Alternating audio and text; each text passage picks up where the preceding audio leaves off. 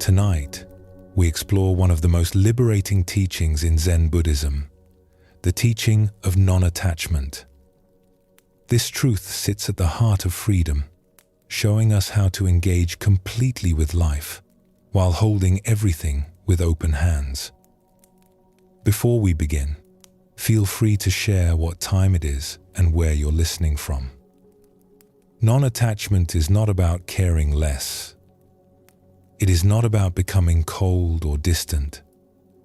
It is about engaging fully with each moment while releasing our grip on how we think things should be. Just listen to these ancient stories and allow this wisdom to settle into you like nourishing rain soaking into earth. Relax. Notice your breathing, which continues on its own without any effort from you. Let's begin this gentle journey together. There is something we do that creates most of our suffering. We take the people we care about and we try to hold them in place. We take our plans and expectations and we demand that reality match them exactly. We take our possessions, our roles, our identities, our opinions, and we grip them so tightly that our hands ache from the holding. This gripping feels necessary. We think if we hold loosely, we will lose everything.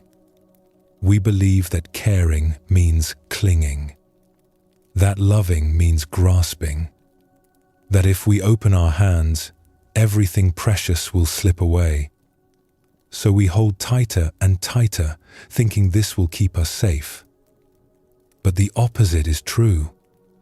The tighter we hold, the more we suffer. The harder we grasp, the more pain we create. Not because the things we love are painful, but because our grasping itself hurts us. Like holding sand, the tighter we squeeze, the more slips through our fingers. The Buddha taught that attachment is the root of suffering. Not love, not care, not connection, but attachment. The demanding that things be permanent when they are not permanent. The insisting that people stay exactly as they are when people are always changing. The refusing to accept life as it actually unfolds. Non-attachment does not mean we stop caring. It means we stop trying to control. We can love deeply without possessing. We can value something without clutching it. We can hope for outcomes without demanding them. We can hold everything we treasure with open hands, appreciating what is here while it is here, releasing what passes when it passes. Let us explore a story that reveals this truth. There once lived a potter named Suki who worked in a small workshop at the edge of a mountain village. She had learned her craft from her mother, who had learned from her mother before that. For 20 years, Suki had been making bowls, cups, and plates that people throughout the region used in their daily lives. Suki loved her work. She loved the feel of clay between her hands, the way it responded to pressure and moisture. She loved the transformation that happened in the kiln, how soft, wet earth became hard and permanent. She loved knowing that the things she made would be used by families, would hold food, would be passed from hand to hand at meals shared together. But something had begun to trouble Suki deeply. She would spend days making a bowl, carefully shaping it, attending to every curve and line. She would glaze it with colors she had mixed herself, fire it at exactly the right temperature, polish it until the surface gleamed. When it was finished, it would be beautiful, perfect in her eyes. Then someone would come to purchase the bowl. They would pick it up, examine it briefly, and say something like, "This is nice." How much? Or they would haggle over the price, suggesting the bowl was not worth what she was asking. Or they would buy it and carry it away without seeming to appreciate the work that had gone into making it. Each time this happened, Suki felt a pain in her chest. She had poured herself into these pieces.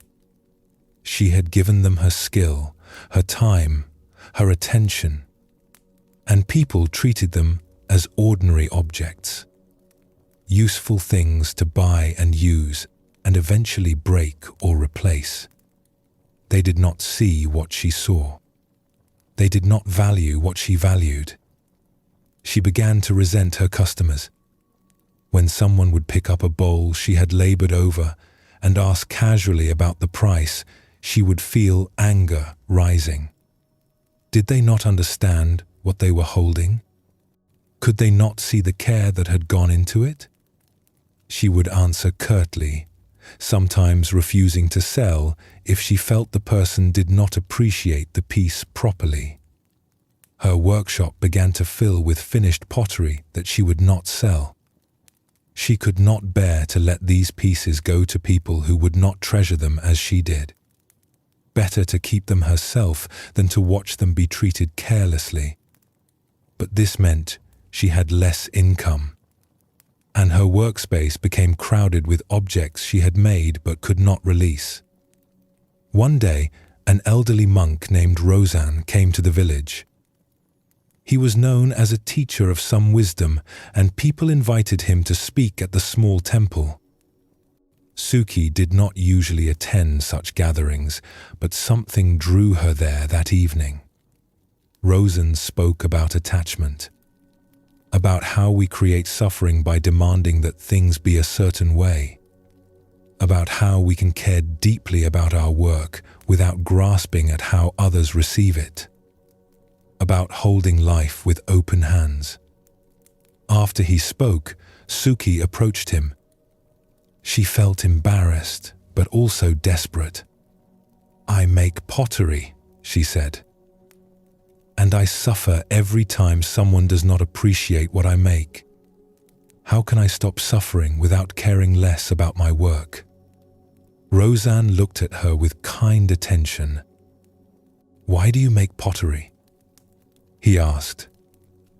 "Because I love it," Suki said. "Because the making itself brings me joy. Because I want to create beautiful, useful things." "And does the making bring you joy?" Roseanne asked. Suki thought about this. "Yes," she admitted. "When I am shaping the clay, when I am focused on the work itself, I feel completely content. It is only afterward, when I think about how others will receive it, that I suffer." "Then your suffering comes not from the making, but from your attachment to how others should respond," Roseanne said gently. "You make a bowl. This is complete. The bowl exists. Your work is done. But then you demand that others see the bowl exactly as you see it. Value it exactly as you value it. Appreciate it exactly as you think they should. This demand is what creates your pain." Suki felt these words land somewhere deep. "But I care about the work," she protested. "If I stop caring how people receive it, am I not abandoning my craft?" "There is a difference between caring and grasping," Roseanne said. "You can care deeply about making each bowl as well as you possibly can. This is good. This is devotion. But once you have made the bowl, once you have given it your best, you can release it. Let it go into the world. Let people receive it however they receive it. The bowl's purpose is not to prove your worth or to force others to see things your way. The bowl's purpose is to be a bowl, to be used, to serve." He paused, then added, "When you grasp at how others should respond, you are no longer serving your craft. You are serving your own need for validation, your own need to control how you are seen. This is attachment, and attachment always creates suffering." Suki thanked the monk and walked home slowly, His words stayed with her, turning over in her mind. That night, she could not sleep. She sat in her workshop surrounded by all the pieces she had refused to sell. In the dim lamplight, they looked beautiful, but they also looked trapped. She had imprisoned them with her grasping. The next morning, Suki made a decision. She would sell the pottery she had been hoarding, not because she no longer cared about the pieces, but because holding on to them was not honoring them. They were meant to be used, not kept as proof of her skill. She opened her workshop and let people come. When someone picked up a bowl and asked the price without commenting on its beauty, Suki felt the familiar pain begin. But this time, she noticed the pain. She recognized it as attachment, as her demand that this person should respond a certain way. She took a breath and simply named a fair price. When the person paid and walked away with the bowl, Suki practiced releasing. The bowl was going to its purpose: to be used, to hold food, to be part of someone's daily life. How they valued it was not something she could control. Her work was to make it well. Their experience of it was their own. This practice was not easy.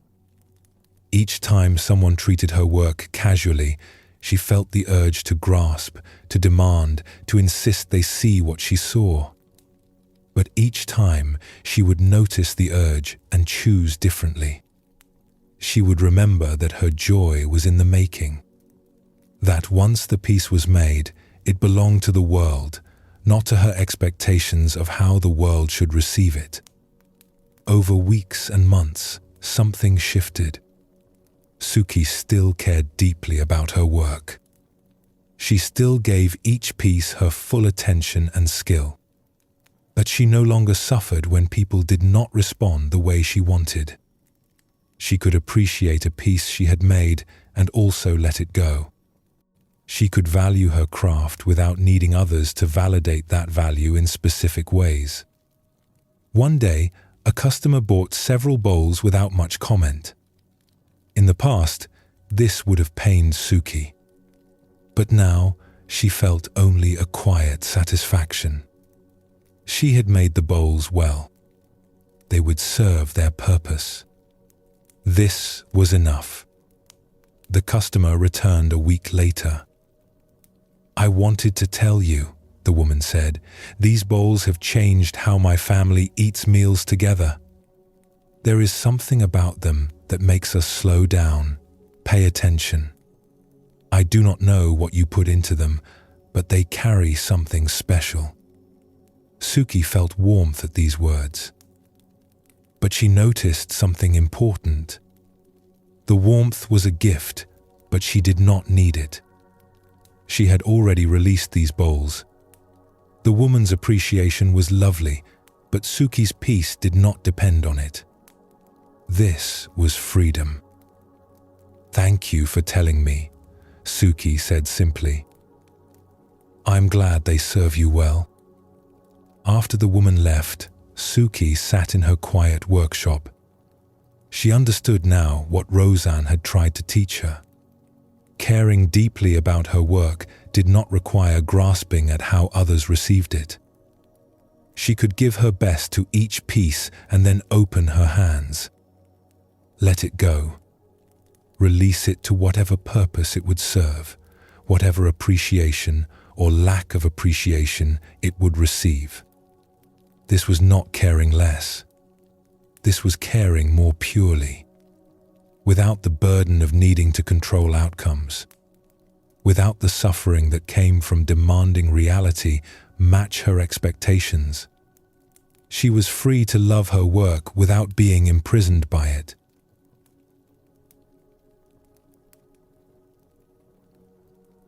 The teaching of non-attachment does not ask us to stop caring. It asks us to stop grasping, to stop demanding that the world match our ideas of how it should be, to stop trying to control things that are beyond our control. Suki cared about her pottery, but she had been attached to how people responded to it. She had been grasping at validation, at recognition, at having others see things exactly as she saw them. This grasping created suffering that had nothing to do with the pottery itself. The pottery was fine. The making was joyful. The suffering came entirely from her attachment to specific outcomes. When we confuse caring with grasping, we create unnecessary pain. We think we have to hold tightly to prove we love something. We think we have to control outcomes to show we are devoted. But the opposite is true. Real care, real devotion can hold things lightly, can give our best and then release the results, can love without possessing. This applies to everything in our lives. We can care about our work without being attached to praise or recognition. We can care about our relationships without grasping at how people should behave. We can care about outcomes without demanding that things unfold exactly as we planned. The caring remains. The grasping falls away. And in that falling away, we find freedom. Let us explore another story that shows this truth from a different angle. In a village near the sea, there lived a fisherman named Toru who owned a set of nets that had belonged to his father. These nets were very well made. His father had woven them by hand over many months, using techniques passed down through generations. The nets were strong, carefully knotted, designed to catch fish efficiently without tearing. Toru treasured these nets, not just because they were useful for his work, but because they connected him to his father, who had died several years earlier. When Toru used the nets, he felt his father's presence. He would remember watching his father weave them, learning the patterns, understanding the craft. The nets were more than tools. They were inheritance, memory, connection. Toru took excellent care of the nets. He would dry them properly after each use. He would inspect them for any weak spots and repair them immediately. He would store them carefully, protected from sun and salt that might damage them. His life as a fisherman revolved around these nets. One autumn, a great storm came suddenly. The sky darkened in late afternoon, and wind began to howl. Toru rushed to the shore where his small boat was anchored. He needed to secure everything before the storm hit fully. He worked quickly, but the wind was already fierce. Waves were rising, crashing against the rocks. As Toru tried to pull his nets into the boat, a huge wave struck. The boat lurched violently. The nets, which Toru was holding, were torn from his grasp by the force of the water. He watched in horror as they were pulled away by the current, tangled with debris, swept out into the churning sea. He stood at the edge of the water, breathing hard, his heart pounding. The nets were gone. His father's nets. The tools of his livelihood. The connection to his past. Gone in an instant. His first response was rage. He wanted to blame someone. The weather. The gods. Himself for not acting sooner. Then came despair. How would he fish without nets? How would he survive? And beneath the practical worry was a deeper grief. He had lost something irreplaceable. Something that carried his father's hands, his father's knowledge, his father's presence. For days after the storm, Toru could not bring himself to return to the sea. He sat in his house, feeling the weight of the loss. Other fishermen offered to lend him nets, but he refused. They were not his father's nets. They would not be the same. An old woman named Yuki, who lived near Toru and had known his father well, came to visit. She found Toru sitting in the dark, staring at nothing. "The storm took my nets," Toru said flatly when she asked what troubled him. "Yes," Yuki said. "I heard. Your father's nets?" "They are gone," Toru said. "Everything he put into making them. All those hours of work, all that skill and care, swept away in a moment. It is unbearable." Yuki sat quietly for a while. Then she said, "Your father made those nets with great care. He gave them his skill and his time. But tell me, why did he make them?" "To catch fish," Toru said. "To provide for his family." "Yes," Yuki agreed. "He made nets so he could fish. The nets were for fishing, not for keeping. They were tools, meant to be used. If they lasted a long time, that was good. If they wore out or were lost, he would make or acquire new ones. The nets were not the point. The fishing was the point. The providing for his family was the point." Toru felt irritation rising. But these were special.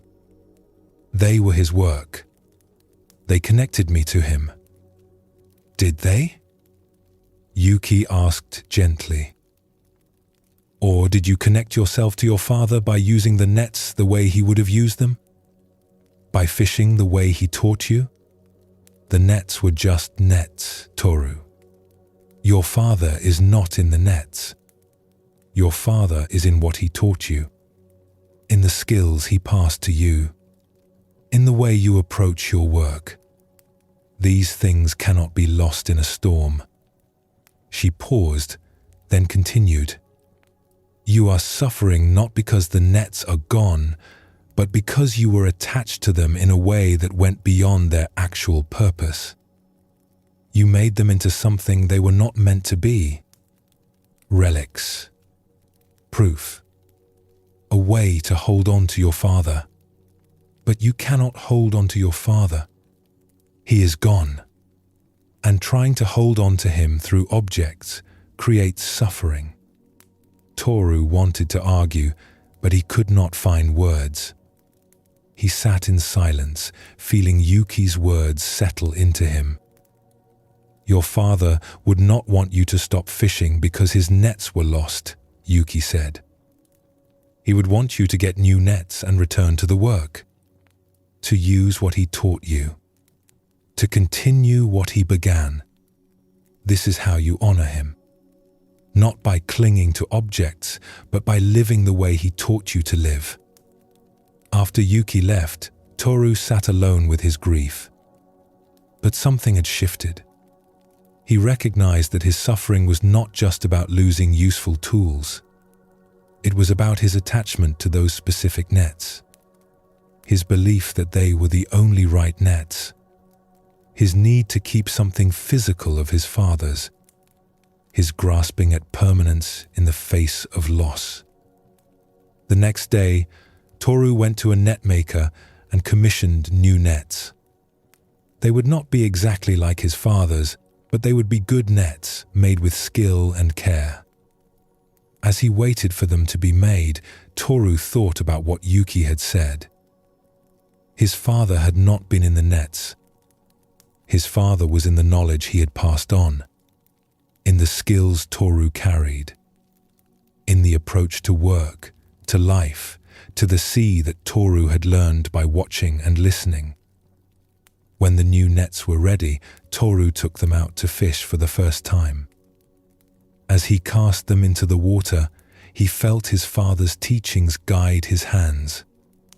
The way to read the water, the way to feel the current, the way to know where fish were gathering. None of this had been in the old nets.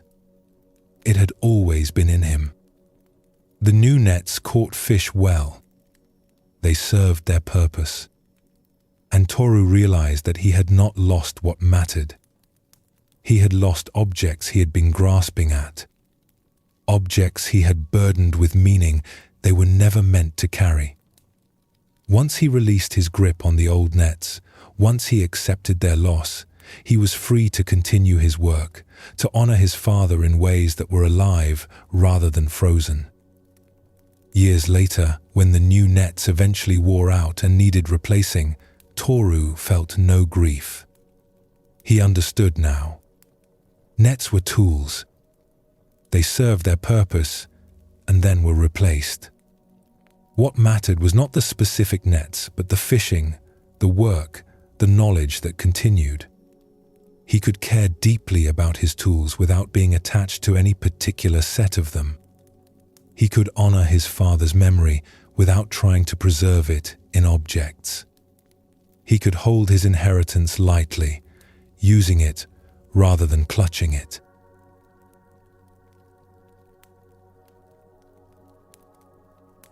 Both Suki and Toru learned the same essential truth about non-attachment. Suki learned to care about her pottery without grasping at how others received it. Toru learned to honor his father without clinging to specific objects. Both discovered that real care does not require tight gripping. That love can hold lightly.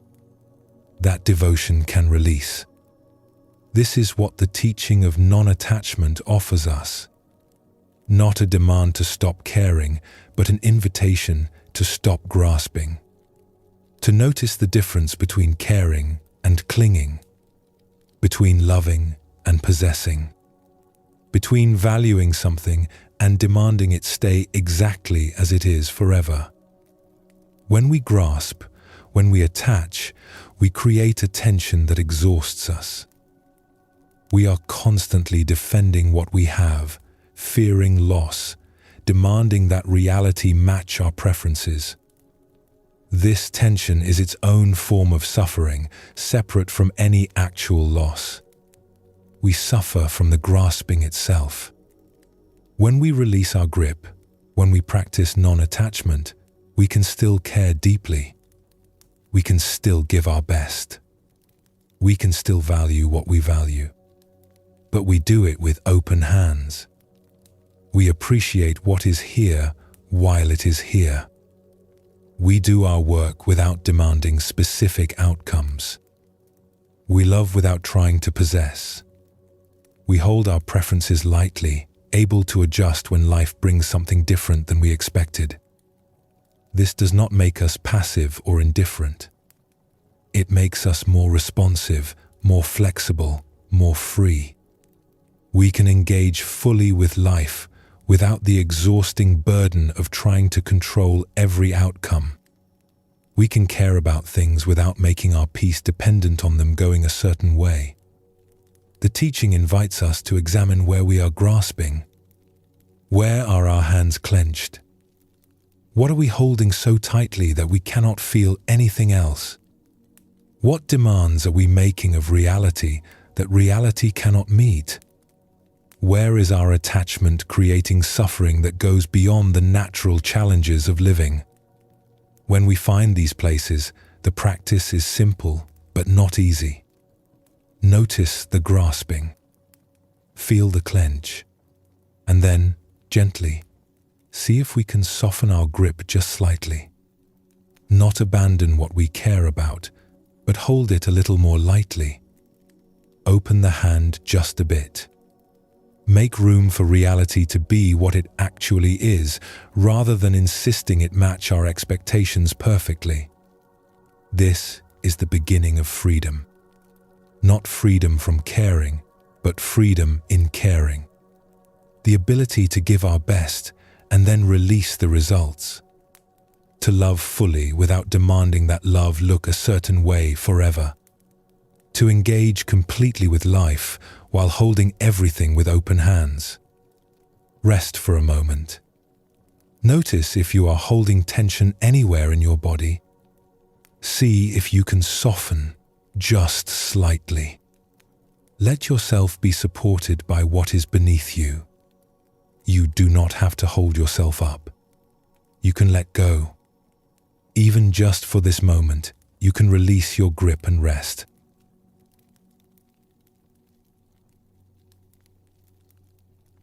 We carry more than we need. Not just in our hands or on our backs, but in our homes, in our storage rooms, in the spaces we fill with things we cannot let go of. We keep objects we no longer use because we might need them someday. We hold on to gifts we never wanted because someone gave them to us. We preserve things that belong to people we loved because releasing them feels like releasing the person themselves. Each object we keep requires something from us. Space to store it, energy to maintain it, mental attention to remember it and decide what to do with it.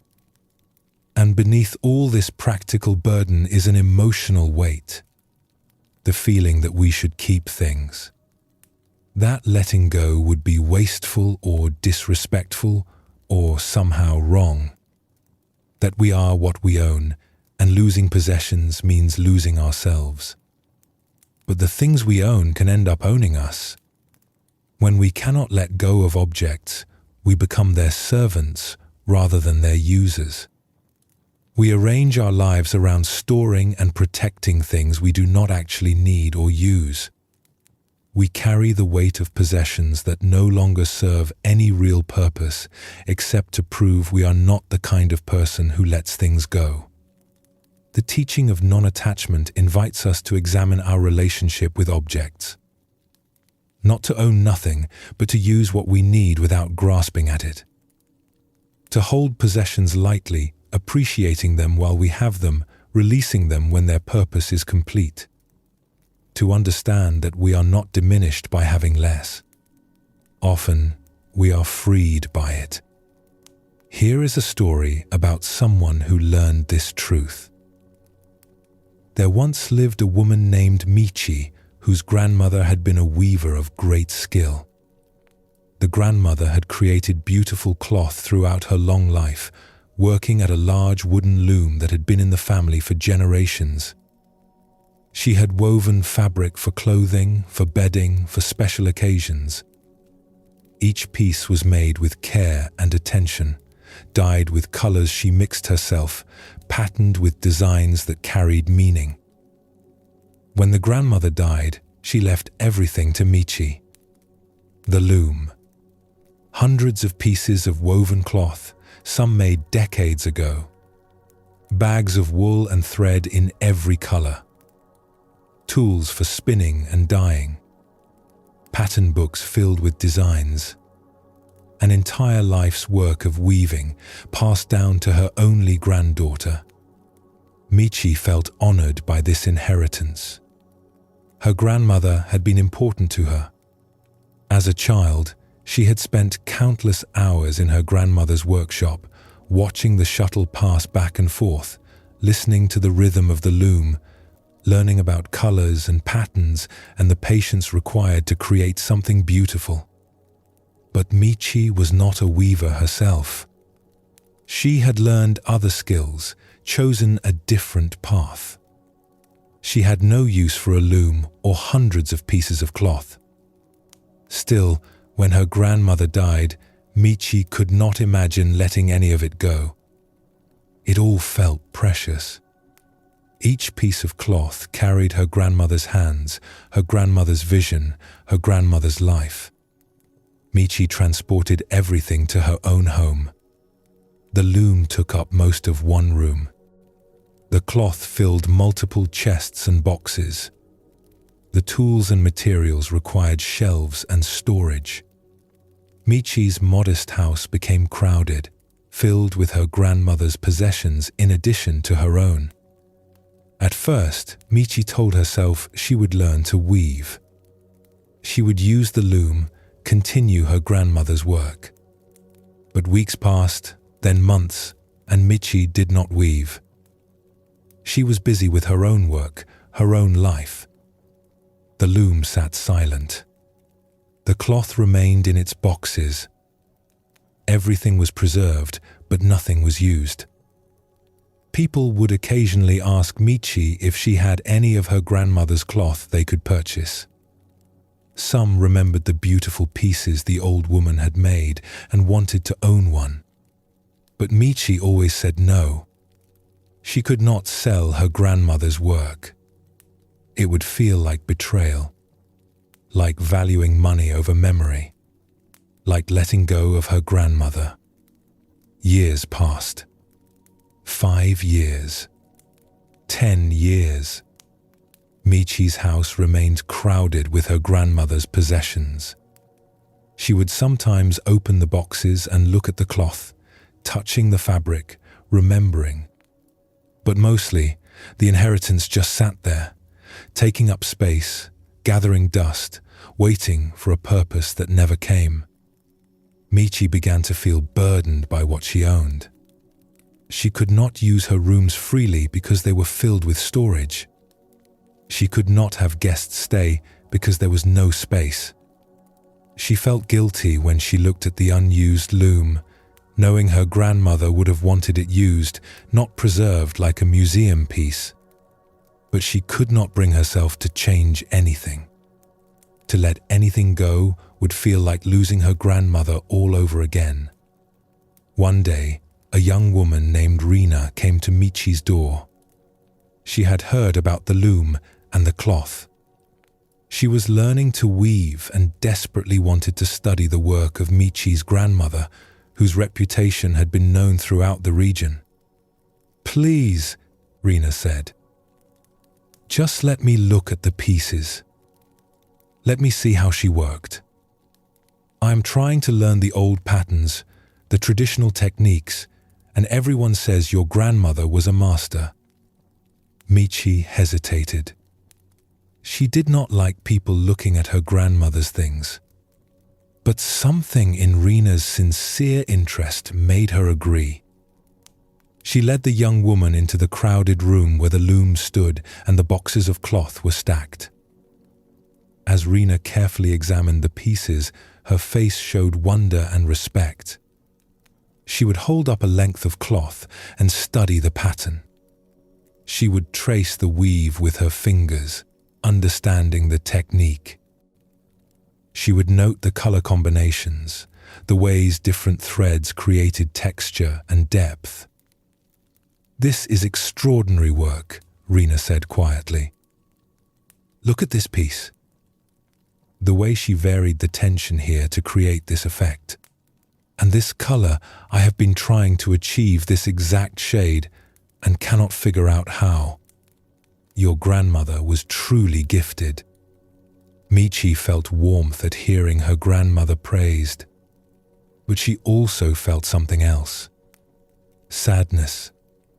All this beautiful work, all this skill and knowledge hidden away in boxes, appreciated by no one except Michi on the rare occasions she looked. Preserved but not honored. Kept but not celebrated. "Would you like to learn on this loom?" Michi heard herself ask. The words surprised her. She had not planned to say them. Rena's eyes went wide. "I could not." "It is too precious. It belongs to your family." "It is not being used," Michi said slowly, the realization forming as she spoke. "My grandmother made cloth that people used. Wore. Lived with. She did not make it to sit in boxes. She made it to be part of life. What I am doing, keeping everything locked away, this is not honoring her. This is burying her work." She looked at the silent loom, the stacked boxes. "I think my grandmother would be happier if someone was using her loom, learning from her work, continuing what she started. I have been holding on to everything so tightly because I thought that was how to keep her close. But maybe I have been doing the opposite. Maybe I have been imprisoning her memory instead of celebrating it." Over the following weeks, Michi and Rena sorted through the cloth together. Some pieces were given to people who had admired the grandmother's work. Some were donated to be used by families who needed them. Some were kept by Michi, a careful selection of pieces that truly meant the most to her. But the majority were released, sent out into the world to be used and appreciated. The loom was moved to Rina's workshop, where she used it to learn and practice.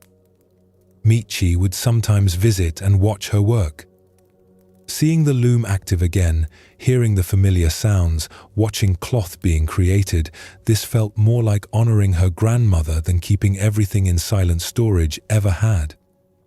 The tools and materials were given to other weavers who could use them. The pattern books were donated to a craft school where students could learn traditional techniques. Slowly, Michi's house emptied. The rooms became usable again. The crowded feeling lifted. At first, Michi felt moments of panic. Had she made a mistake? Had she let go of too much? But these moments passed quickly, replaced by something unexpected. Relief. Freedom. The weight she had been carrying for 10 years was gone. She could breathe in her own home again. One day, Rina brought Michi a shawl she had woven on the old loom, using techniques she had learned from studying the grandmother's work. "I want you to have this," Rina said. "Your grandmother's knowledge helped me make it. In a way, it carries both of us." Michi wrapped the shawl around her shoulders.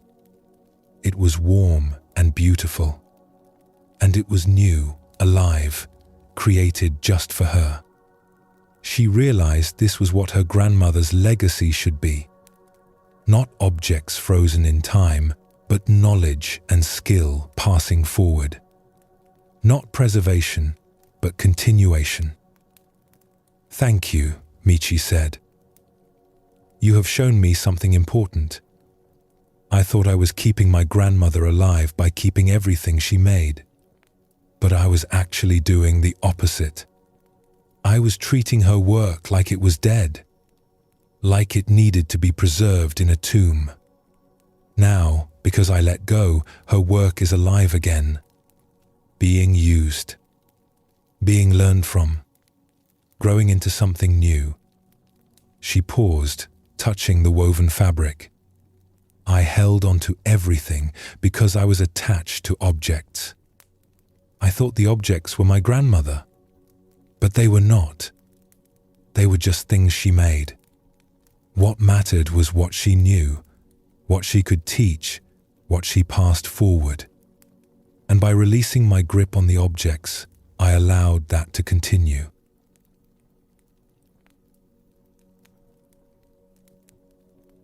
Michi's story shows us something essential about our relationship with possessions. She thought keeping everything meant honoring her grandmother. But preservation is not the same as honor. Holding is not the same as loving. She had confused the objects with the person, the things with the meaning.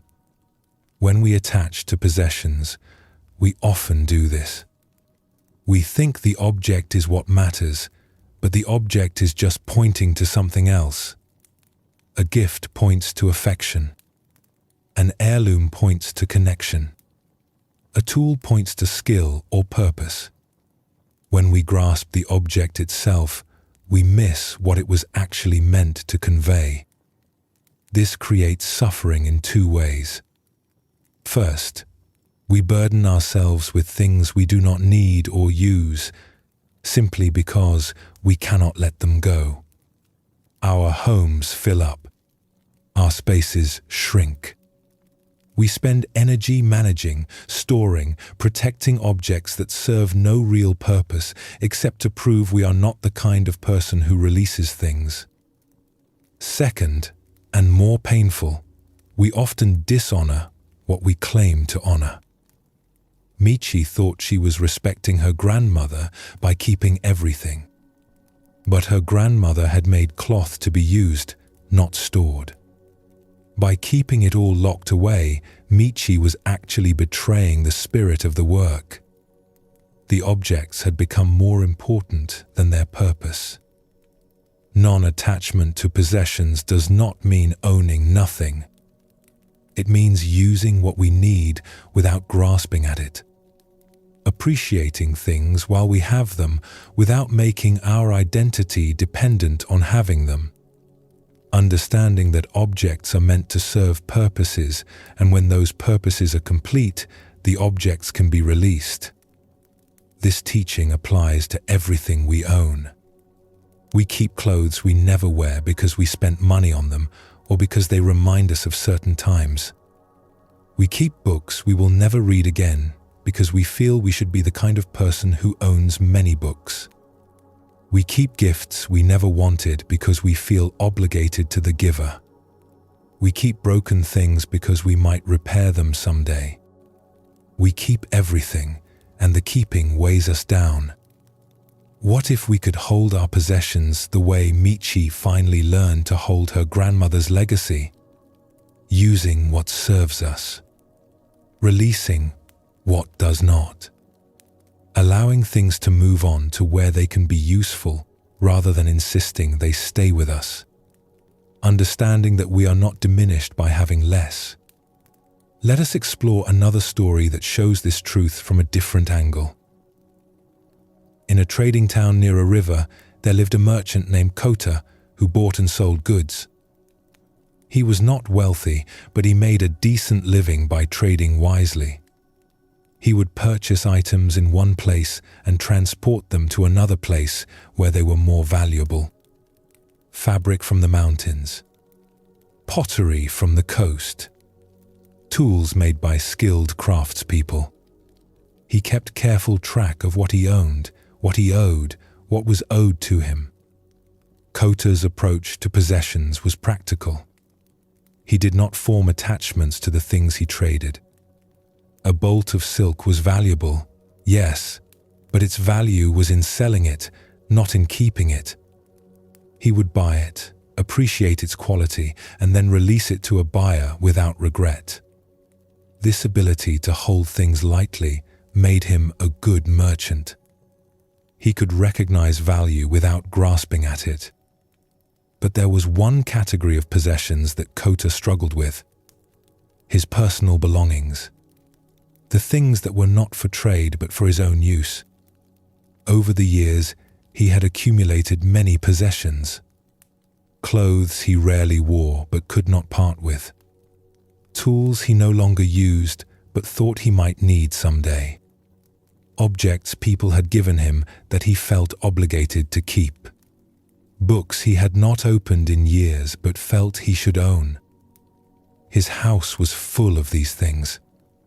Not dramatically full, not crowded like Michi's house had been, but full in a way that created a subtle burden. He would look at his overflowing shelves and feel tired. He would open a cabinet to find something and have to move 6 other things first. He would think about traveling and realize he could not because he needed to be here to watch over his possessions. One spring, Kota's business took him on a longer journey than usual. He would be traveling for 3 months, visiting several distant towns to establish new trading relationships. This meant leaving his house and most of his possessions behind. As Kota prepared for the journey, he had to decide what to bring. He could only carry what fit in 2 bags. Everything else had to stay. This forced him to choose carefully. Which clothes did he actually need? Which tools? Which items were truly necessary? The process of paring down to 2 bags was surprisingly difficult. Every item he left behind felt important. What if he needed this particular shirt? What if this tool became necessary? What if he regretted not bringing this book? But the bags could only hold so much. He had to prioritize, to choose, to let go of carrying everything. Finally, Kota packed his 2 bags and set out. For the first few days of travel, He kept thinking about all the things he had left behind. He worried about them. He wondered if they were safe. He felt their absence. But as the journey continued, something shifted. Kota began to notice how light he felt, how simple his life had become.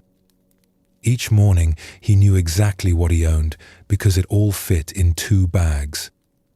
Each evening, he could set up camp or find a room without worrying about managing many possessions. He was free to move, to change plans, to go where opportunities led. The things he had brought served their purposes well. The clothes he wore got dirty, and he washed them and wore them again. The tools he carried did their work. The few items he had chosen proved sufficient for everything he needed. All the things he had worried about leaving behind turned out to be unnecessary.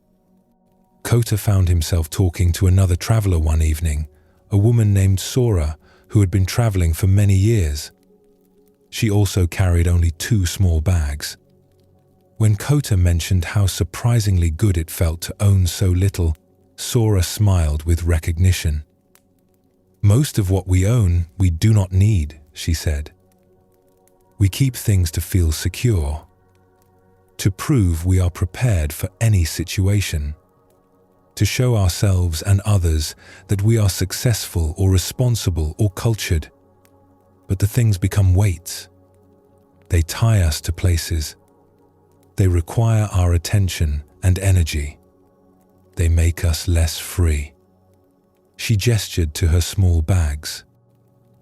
"I have everything I need here. Clothes, tools, a few books I truly love and reread. When I want something new, I release something old to make room. I use what I have. I am not burdened by what I do not use."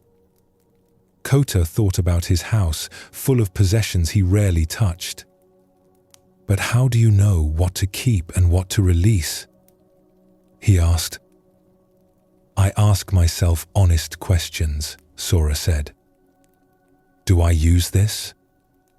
Does it serve a real purpose in my life? Does it bring me genuine joy or value? Or do I keep it out of obligation or fear or some idea of who I should be?" Most of the things we own fall into that second category. We keep them for reasons that have nothing to do with actual need or value. She paused, then added, "The question is not whether something is good or useful in general.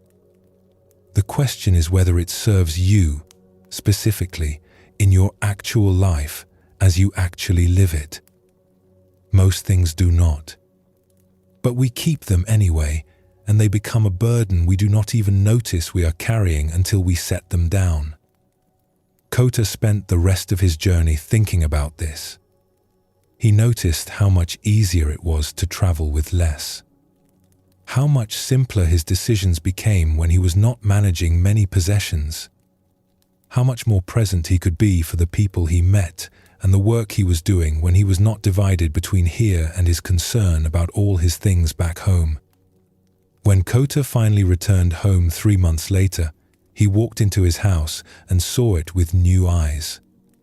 All these possessions, shelves full of books he did not read, cabinets full of dishes he did not use, clothes he never wore, tools for projects he never started, objects he had kept for years without remembering why. He understood now what Sora had been teaching him. These things were not serving him. He was serving them, storing them, protecting them, working to maintain the house that held them, unable to travel freely because someone needed to watch them. He had thought ownership meant security, but it had created a prison.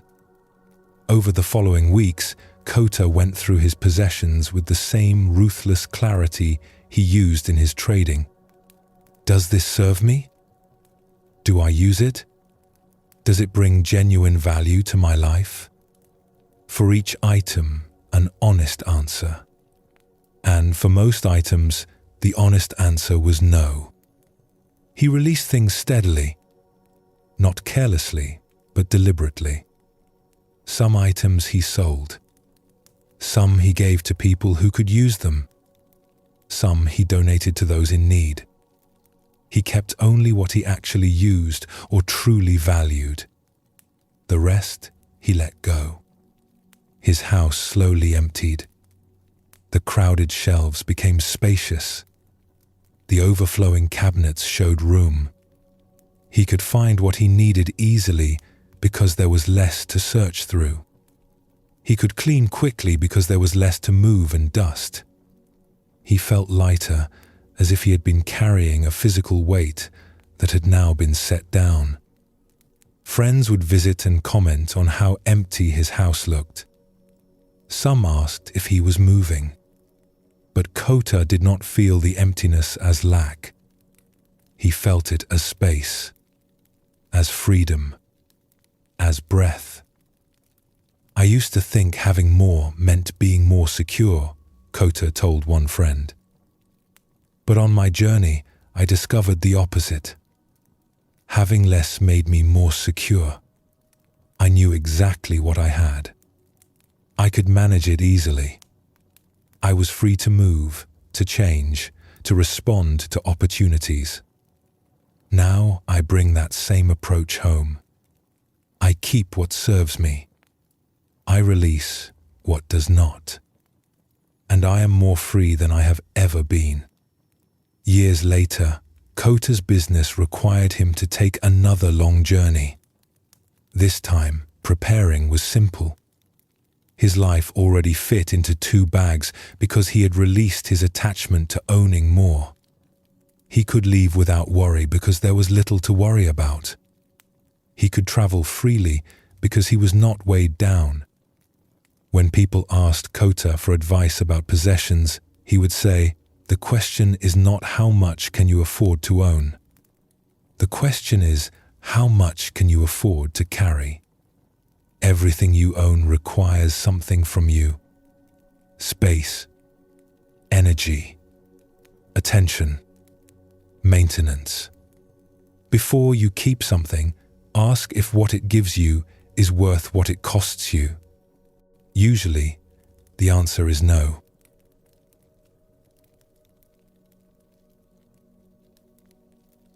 Both Michi and Kota discovered the same truth about possessions.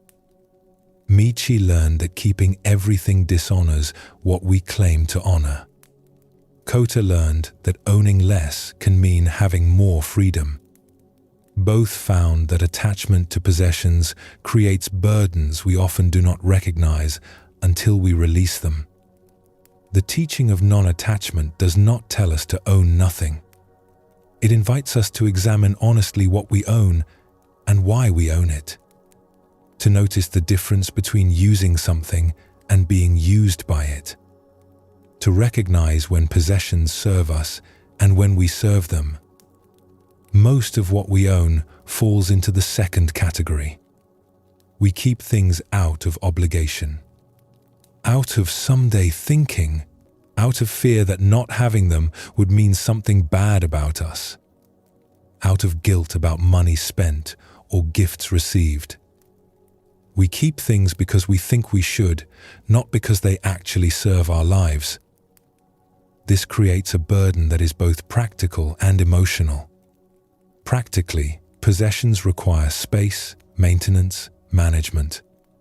Emotionally, they tie us down. They make us less free to move, to change, to respond to life's invitations. They create worry about loss or damage.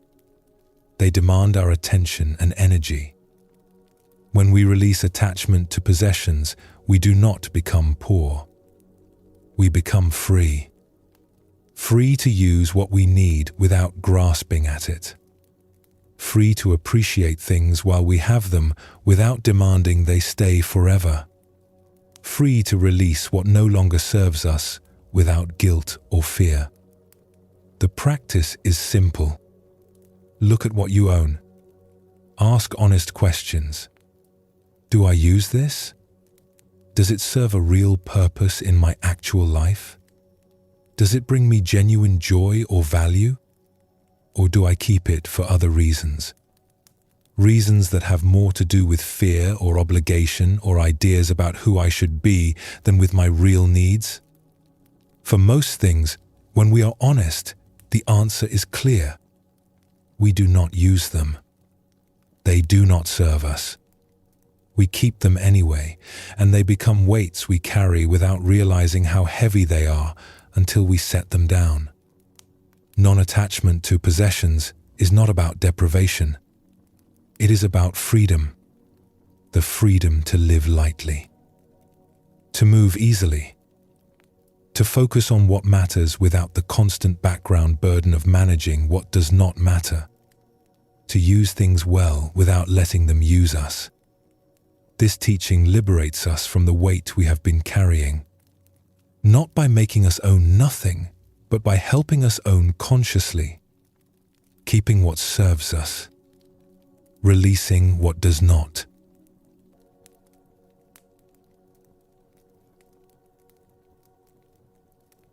The Buddha taught that one of our deepest attachments is to the idea of a fixed self.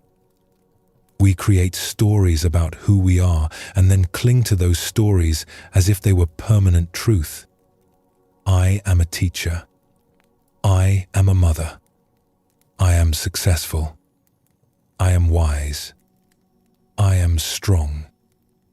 We build identities around these roles and qualities, and then we suffer when anything threatens them. In Zen Buddhism, there is a teaching about no self. This does not mean we do not exist. It means the self we think we are, this fixed permanent identity, is actually fluid and constructed. We are not one unchanging thing. We are a process, constantly becoming, shaped by conditions and experiences. But we grasp at the idea of a solid self and defend it against anything that suggests it might not be true. This attachment to identity creates suffering in subtle but powerful ways. We feel we must maintain our self-image at all costs. If we see ourselves as competent, we cannot admit mistakes. If we see ourselves as kind, we cannot acknowledge our occasional cruelty. If we see ourselves as wise, we cannot say we do not know. We become prisoners of our own stories about who we are. And when life brings situations that contradict our self-image, we suffer deeply. Not just from the situation itself, but from the threat it poses to our identity. The successful person who fails feels their entire sense of self crumbling. The strong person who becomes weak feels they have lost who they are. The wise person who makes a foolish choice suffers not just from the consequences, but from the blow to their carefully maintained identity. Zen practice invites us to hold our sense of self more lightly, to notice that who we are is not fixed, to see that we can function, can live, can relate to others without defending a rigid self-image, to discover that there is freedom in not knowing exactly who we are, in being open to becoming something we have not yet imagined. Let us explore a story that reveals this truth. There once lived a scholar named Chiyo who taught philosophy and literature at a respected academy. She had studied for many years, earned recognition for her knowledge, and built a reputation as someone who understood difficult texts and could explain complex ideas with clarity. Her students admired her. Her colleagues respected her. She was known throughout the region as a person of great learning and wisdom. Chiyo's identity was built around being knowledgeable, being the one with answers, being wise. She had worked hard to earn this identity, spending years in study and contemplation. It was not just what she did. It was who she was. A scholar, a teacher, someone who understood things that others found confusing. This identity gave Chio a sense of security and worth. When students came to her with questions, she could usually provide answers. When colleagues discussed difficult topics, she could contribute meaningful insights. Her knowledge was her foundation, her value, her sense of self. One day, a new teacher arrived at the academy. His name was Daigo, and he had traveled widely, studying different traditions and philosophies. He was friendly and humble, never claiming great expertise. But in casual conversations, he would sometimes mention ideas that Chio had never encountered. Perspectives from distant regions. Interpretations of texts that differed from what she had learned. At first, Chio felt intrigued by these new ideas. But gradually, she began to feel something else. Uncertainty. There were things Daigo knew that she did not know. Ways of thinking she had never considered. Her knowledge, which had seemed comprehensive, now appeared limited. This feeling unsettled Chio deeply. She had built her entire identity on being knowledgeable, on being wise, on understanding what others did not understand. But here was someone who knew different things, who could speak about subjects she had never studied. This should have been interesting, even exciting. Instead, it felt threatening. One afternoon, during a gathering of teachers, a student asked a question about a particular philosophical text. It was a complex question, touching on interpretations of meaning and translation issues. Chio prepared to answer, as she usually did. But before she could speak, Daigo offered a response. He explained several different ways the passage could be understood, depending on which scholarly tradition one followed. His answer was thoughtful and nuanced, acknowledging complexity rather than claiming one right interpretation. The student thanked Daigo and seemed satisfied. The conversation moved on. But Chio sat in silence, feeling something she had rarely felt before. She did not know all the interpretations Daigo had mentioned. She could not have given that answer. There was a question in her field of supposed expertise that she could not answer as fully as this newcomer had answered it. Later that day, Chio realized she was avoiding Daigo. She did not want to talk with him, did not want to encounter more evidence of the gaps in her knowledge. She felt angry at him, though he had done nothing wrong. She felt embarrassed, though no one had criticized her. She felt her sense of self trembling, threatened by the simple fact that someone knew things she did not know. A few days later, during a formal lecture, a student asked Chio a direct question about a text from a tradition she had not deeply studied. In the past, Chio might have admitted this gracefully. But now, feeling defensive about her identity as the knowledgeable one, she attempted to answer anyway. She drew on what little she knew and tried to sound authoritative. But her answer was vague and incomplete. She could feel herself reaching beyond her actual knowledge, trying to maintain an image of comprehensive wisdom. The student looked confused. Daigo, who was attending the lecture, said nothing, but Chio imagined she saw pity in his eyes. After the lecture, Chio returned to her room and sat in silence. She felt miserable. She had embarrassed herself trying to pretend she knew more than she did. And beneath the embarrassment was something deeper and more painful. The recognition that her sense of self was fragile, dependent on always being the wise one, the one with answers, the one who knew. That evening, Chio went to the academy's small meditation hall. She rarely came here, preferring intellectual study to sitting practice. But tonight, she felt a need for quiet. She sat on a cushion and tried to settle her agitated mind. An old monk named Tesai was also in the hall, sitting in silent meditation. When Chiyo stood to leave, he spoke to her quietly. "You seem troubled." Chiyo hesitated, then found herself speaking honestly.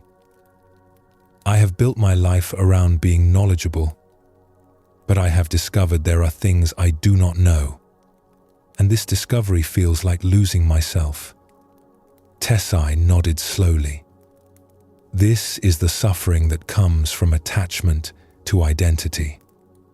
You have created a story that you are the wise one, the knowledgeable one. And now reality is showing you that this story is incomplete. You are suffering not because you lack knowledge, but because you are attached to seeing yourself a certain way. "But I am a scholar," Chiyo protested. "That is not just a story. That is what I do, who I am." "Is it who you are?" Tesai asked gently. "Or is it a role you play, a function you serve, one aspect of a much larger reality that you cannot capture in any simple identity?" He paused, then continued. "In Zen, we practice seeing through the illusion of a fixed self. You are not one unchanging thing called a scholar. You are a living process, constantly changing, containing multitudes. Some knowledge, yes, but also ignorance. Some wisdom, yes, but also foolishness. Some understanding, yes, but also confusion. When you insist on being only the wise one, only the knowledgeable one, you cut yourself off from the full reality of being human." Chiyo felt tears forming. "But if I am not the wise one, who am I? What am I worth?" "You are worth exactly what you are worth without any identity," Tesai said. "Your value does not come from playing a role perfectly. It comes from being alive, being present, being willing to grow and change and discover." The most honest thing you could have said to that student was, "I do not know." This would not have diminished you. It would have shown your humanity, your willingness to acknowledge limits, your freedom from needing to maintain a perfect image. He smiled kindly. The scholar who can say, "I do not know," is wiser than the scholar who pretends to know everything. Because she understands that knowledge is endless and humility is essential. She is not attached to appearing wise. She is interested in actual truth, which includes acknowledging what she does not understand.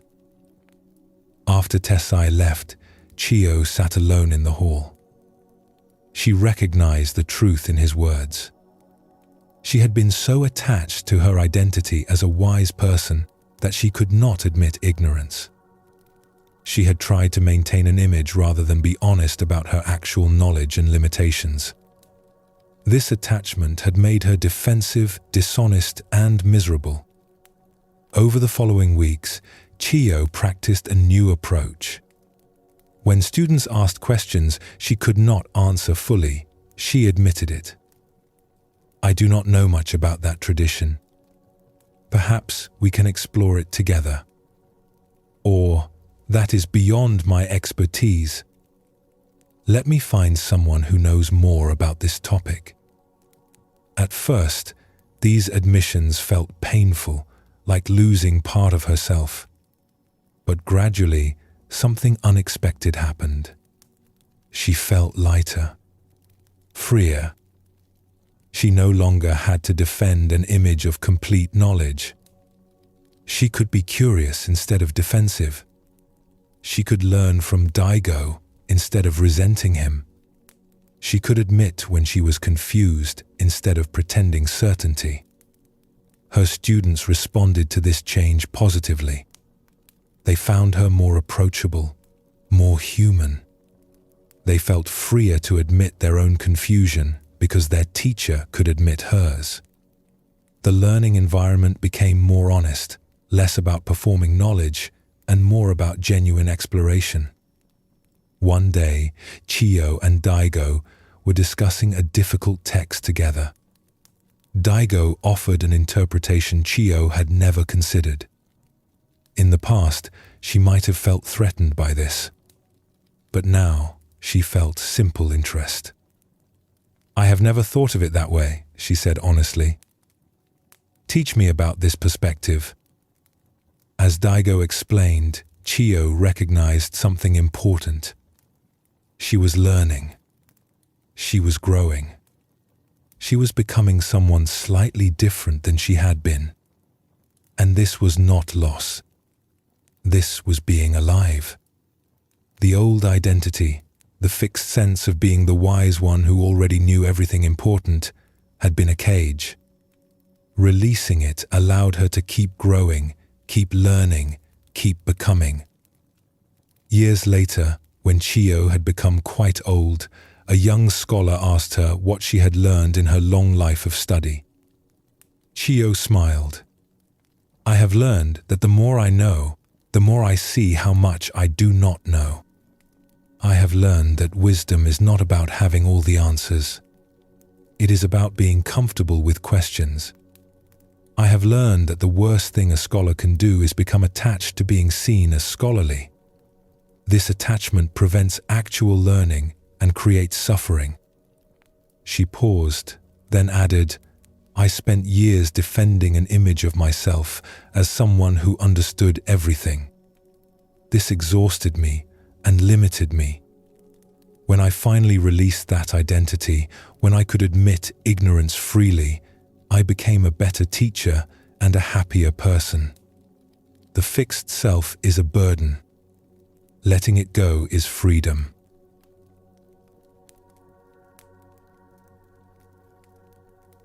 Chiyo's story shows us the suffering that comes from attachment to identity. She had built a sense of self around being knowledgeable and wise. When reality threatened this identity, she suffered not from lack of knowledge, but from her attachment to seeing herself a certain way. Her need to maintain her self-image made her defensive, dishonest, and unable to grow. Buddhism teaches that the self we think we are is not fixed or permanent. We create stories about ourselves and then defend these stories as if they were ultimate truth. But these stories are just mental constructions. They are not who we actually are in any permanent sense.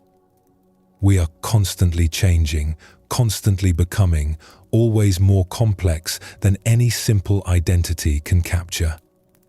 When we attach to a particular identity, we create several kinds of suffering. First, we must constantly defend that identity against anything that contradicts it. This is exhausting. Second, we cannot grow beyond that identity because growth would mean admitting we were not always what we claimed to be. Third, we cannot be fully honest because honesty might reveal aspects of ourselves that do not fit our chosen story. The practice of non-attachment to identity does not mean we have no sense of self or no roles in life. It means we hold our sense of self lightly. We can function as a teacher, a parent, a friend, without grasping at these roles as permanent fixed identities. We can acknowledge that we contain multitudes. Sometimes we are wise, sometimes foolish. Sometimes strong, sometimes weak. Sometimes kind, sometimes petty. This is being human, not failing to be some idealized version of ourselves. Let us explore another story that shows this truth from a different angle. In a region troubled by conflict, there once lived a warrior named Masaru who had served in the army since his youth. He had trained in combat, fought in battles, developed skills in strategy and martial arts. His entire life had been organized around being a warrior. His strength, his courage, his willingness to face danger, these qualities defined him. Masaru was good at what he did. He had earned respect through his skill and bravery. When people saw him, they saw a warrior. This was his identity, his value, his understanding of who he was. To be a warrior was not just what he did. It was who he was at the deepest level. But when Masaru reached his 40th year, the conflicts in his region ended. Treaties were signed. Armies were disbanded. Peace came suddenly after years of fighting. Masaru found himself released from military service, sent home with thanks for his service, but no longer needed. At first, Masaru felt relief. He was tired of fighting, tired of violence, tired of living with constant danger. He returned to his family's village and tried to settle into civilian life. But quickly, he began to feel lost.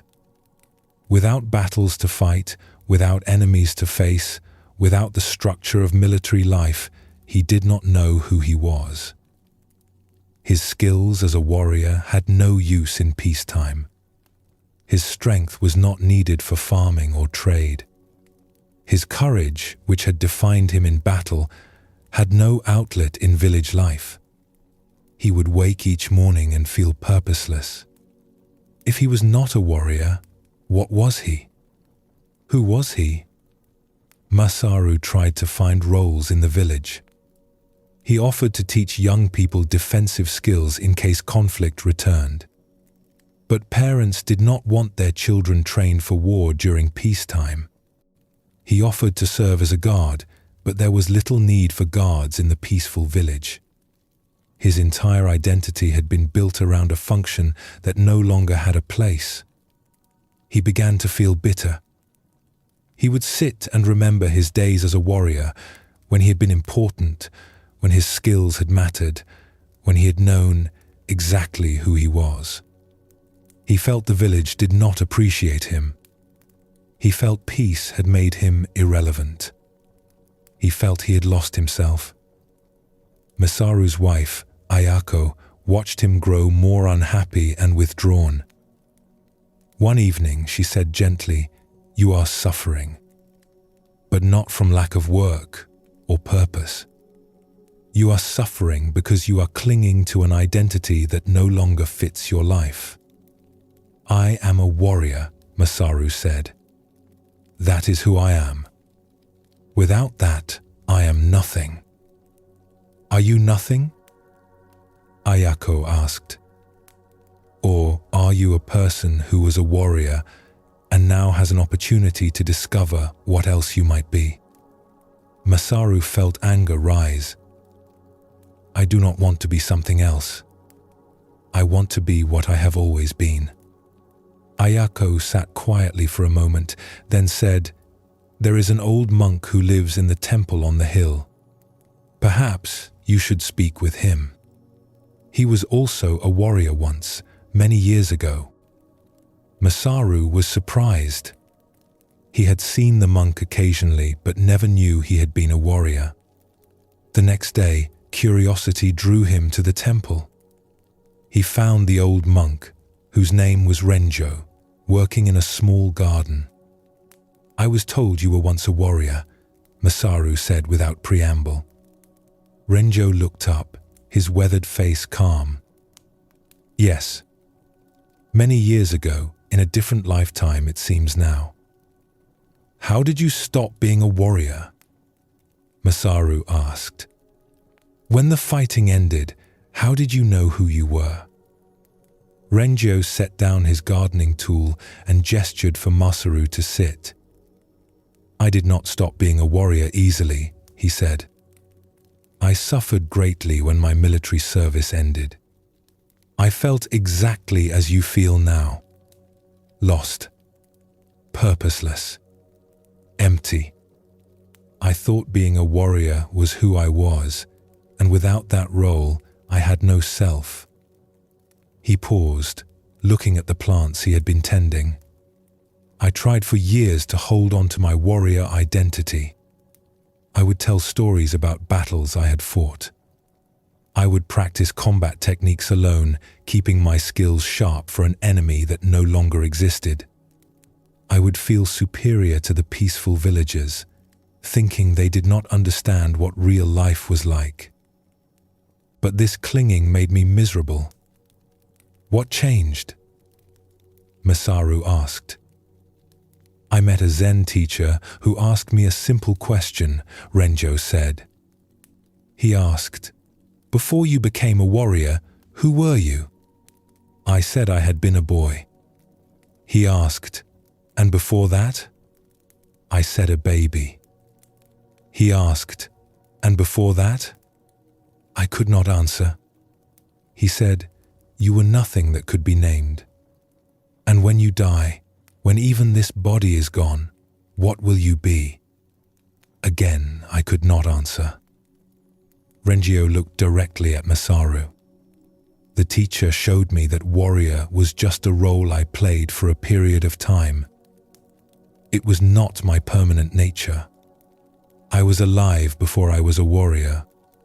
I would be alive after being a warrior. The clinging to that identity was creating my suffering.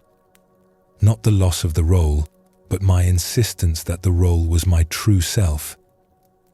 But without that identity, who am I?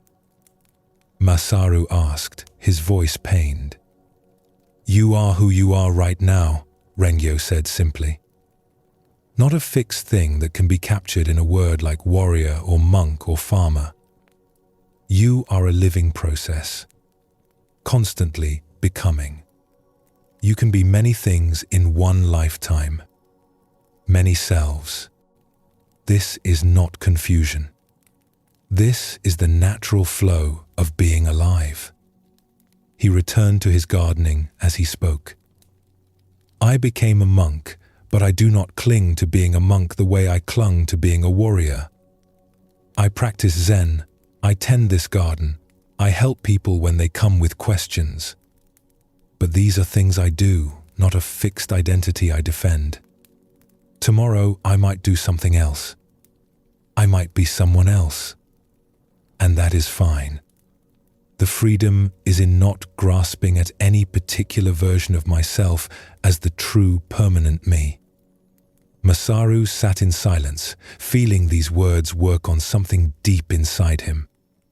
He had been fighting to preserve an identity that was already gone.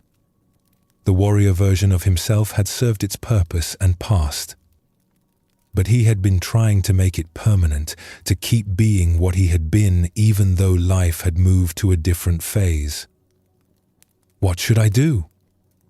Masaru asked, finally. Stop trying to be a warrior, Rengyo said. You were a warrior. That was real.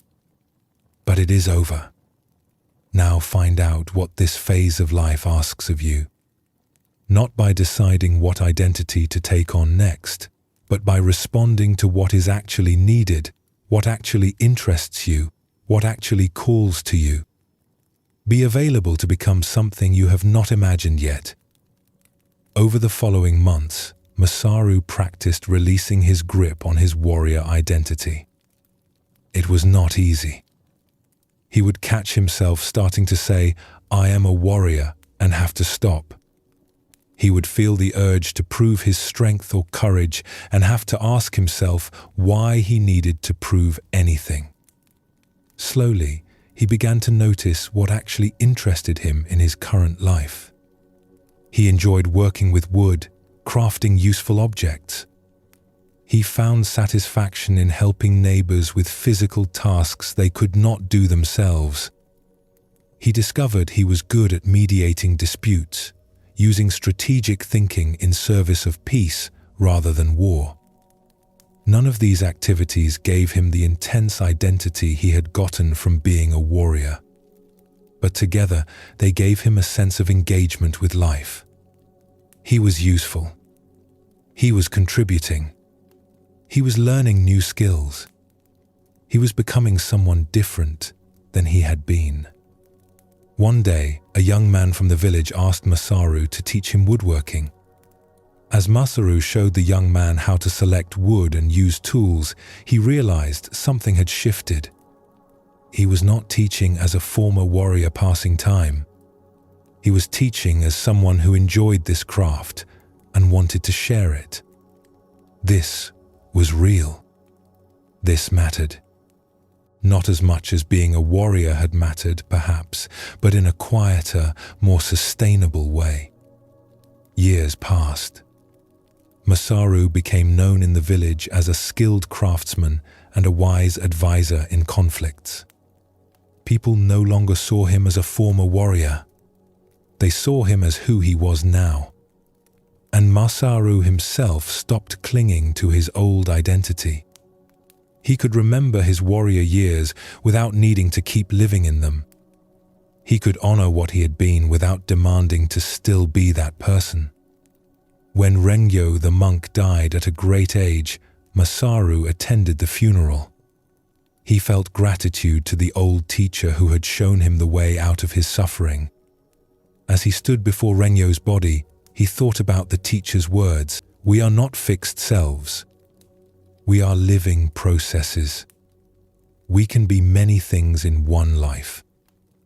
The freedom is in not grasping at any particular identity as the permanent truth of who we are.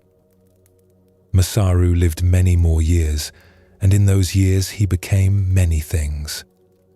A craftsman, a grandfather, an advisor, a gardener. None of these identities were who he truly was in any fixed sense. They were roles he played, functions he served, aspects of his constant becoming.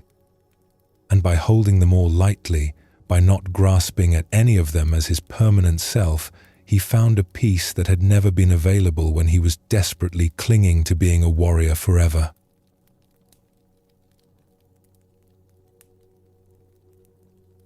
Both Chiyo and Masaru struggled with the same attachment. Chiyo attached to her identity as a wise scholar.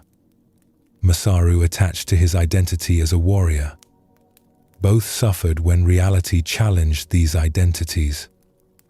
Both found freedom only when they could release their grip on seeing themselves in fixed ways. The Buddha taught that attachment to self is one of the deepest sources of suffering. We create a story about who we are and then defend that story as if our life depends on it. We suffer when anything threatens our self-image. We cannot grow beyond our current identity because growth would mean admitting we are not who we said we were.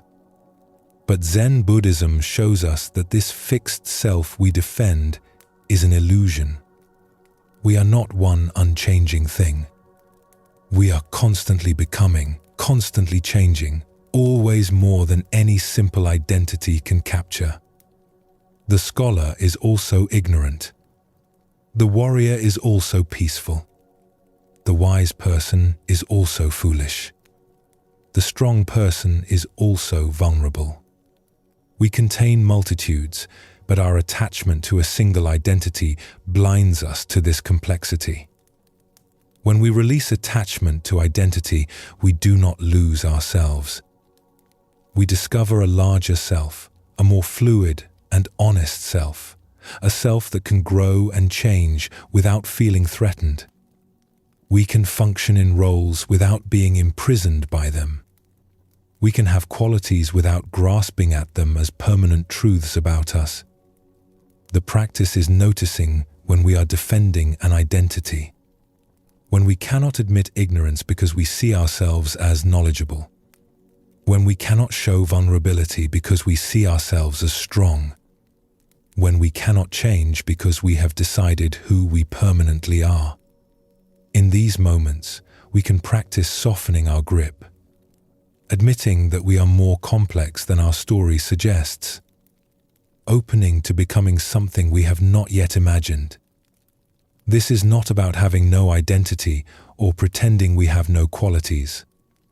It is about holding our sense of self lightly enough that we can be honest, can grow, can respond to what life actually asks of us rather than what our fixed identity permits. It is the freedom to be fully human, which means being many things, not all of them consistent, not all of them matching our preferred story about ourselves. Rest now. Notice your breath gently moving in and out.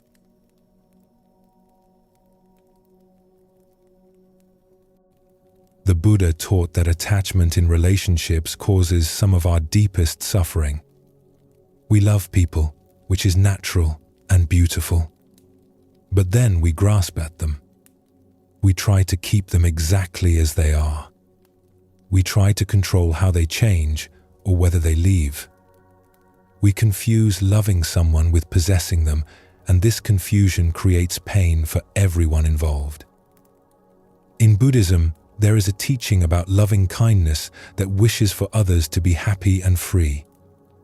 Not happy in the way we think they should be happy. Not free to do only what we want them to do, but genuinely happy and genuinely free, even if their happiness and freedom take them away from us or lead them to become someone different than we prefer. This is hard to practice. We want the people we love to stay close, to remain familiar, to need us. When they change in ways we do not like, we feel betrayed. When they leave, we feel abandoned. When they make choices we would not make, we feel hurt. But often, our hurt comes not from what they are doing, but from our attachment to them being a certain way.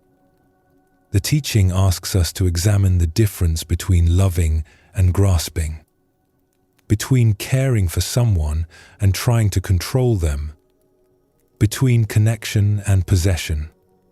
We can love deeply, care completely, be fully present for someone without demanding they stay the same forever or arranging their life to suit our needs. When we release attachment in relationships, we do not love less. We love more freely.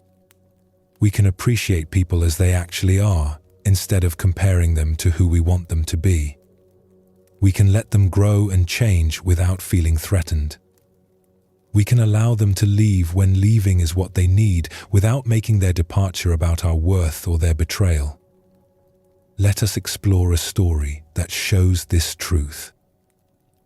There once lived a woman named Nami who had a son named Kei. She had raised him carefully, given him everything she could, devoted herself to his well-being. From the time he was born, Kei had been the center of Nami's life. She had shaped her days around his needs, her choices around his welfare, her identity around being his mother. Nami loved her son deeply and genuinely. She wanted him to be happy, to thrive, to have a good life. But beneath this love was something else she did not fully recognize. A need for him to stay close. A need for him to need her. A need for him to remain the boy she had raised, the child who depended on her, the son who made her feel valuable and necessary. As Kei grew older, Nami began to feel anxious about his eventual independence. She would think about the day he would leave home and feel a pain in her chest. She told herself this was natural, that all mothers felt this way. But her anxiety began to shape how she related to him. When Kei talked about his dreams of traveling to study in a distant city, Nami would find reasons why this was impractical. The city was too far. The cost was too high. He was needed at home. She did not say directly that she wanted him to stay. She framed her resistance as concern for his welfare. But beneath every argument was her own fear of losing him. When Kei reached 18, he announced his decision to leave. He had been accepted to study at an academy 3 weeks' journey away. He was excited about the opportunity, about the chance to learn from new teachers, to see new places, to discover who he might become beyond the boundaries of his home village. Nami felt devastated.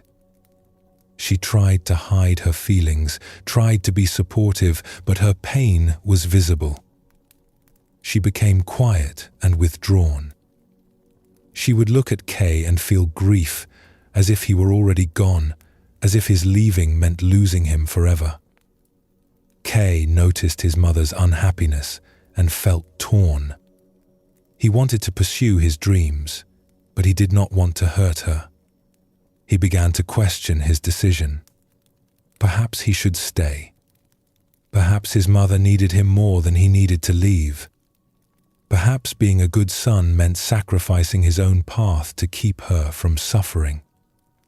A few days before Kay was scheduled to leave, Nami's older sister Tomoko came to visit. Tomoko had raised 4 children, all of whom had left home and built their own lives. She saw immediately what was happening. One afternoon while Kay was out, Tomoko spoke to Nami directly. "You are holding too tightly. You are making Kay's leaving about your loss instead of his growth. This is not love. This is attachment." Nami felt defensive. "I love my son. I want what is best for him." "Do you?" Tomoko asked gently. "Or do you want him to stay because you have built your identity around being needed by him? Because you fear who you will be when he is gone?" Nami felt tears forming. "He is my son, my only child. When he leaves, what will I have?" "You will have yourself," Tomoko said. "You will have your own life, which has been put on hold while you devoted everything to him. You will have the chance to discover who you are beyond being his mother. But you are so attached to that role, so fearful of releasing it, that you are trying to keep him small and close to serve your needs." She paused, then continued more softly. "Nami, Kay needs to leave. Not because he does not love you, but because leaving is part of growing. Your job as his mother is not to keep him with you forever. It is to help him become capable of living without you. If you truly love him, you will release him with blessing, not with guilt and sadness that makes him feel he is betraying you." Nami wanted to argue, but she recognized truth in her sister's words. She had been trying to keep Kay close, not for his sake, but for hers. She had confused her need for him with love for him. She had been grasping at him, trying to prevent the natural unfolding of his life because she feared her own emptiness. That evening, Nami sat alone and looked honestly at her feelings. She loved Kay, yes, but she was also attached to him in a way that was not healthy for either of them. She was attached to being needed, attached to her identity as his mother, attached to keeping her life organized around him so she did not have to face who she was without that role. The Buddha taught about this, she remembered suddenly, about how attachment creates suffering, how we grasp at people and try to keep them close, and this grasping hurts everyone. Love can be free. Love can release. But attachment holds tight and creates pain. Nami realized she had a choice. She could continue grasping, making Kay's departure painful for both of them, perhaps even preventing him from leaving freely. Or she could practice releasing. Not releasing her love for him, but releasing her attachment to keeping him close, to being needed, to remaining the center of his life. The next day, Nami asked Kay to sit with her. She could see tension in his face, worry about how she would react to his leaving.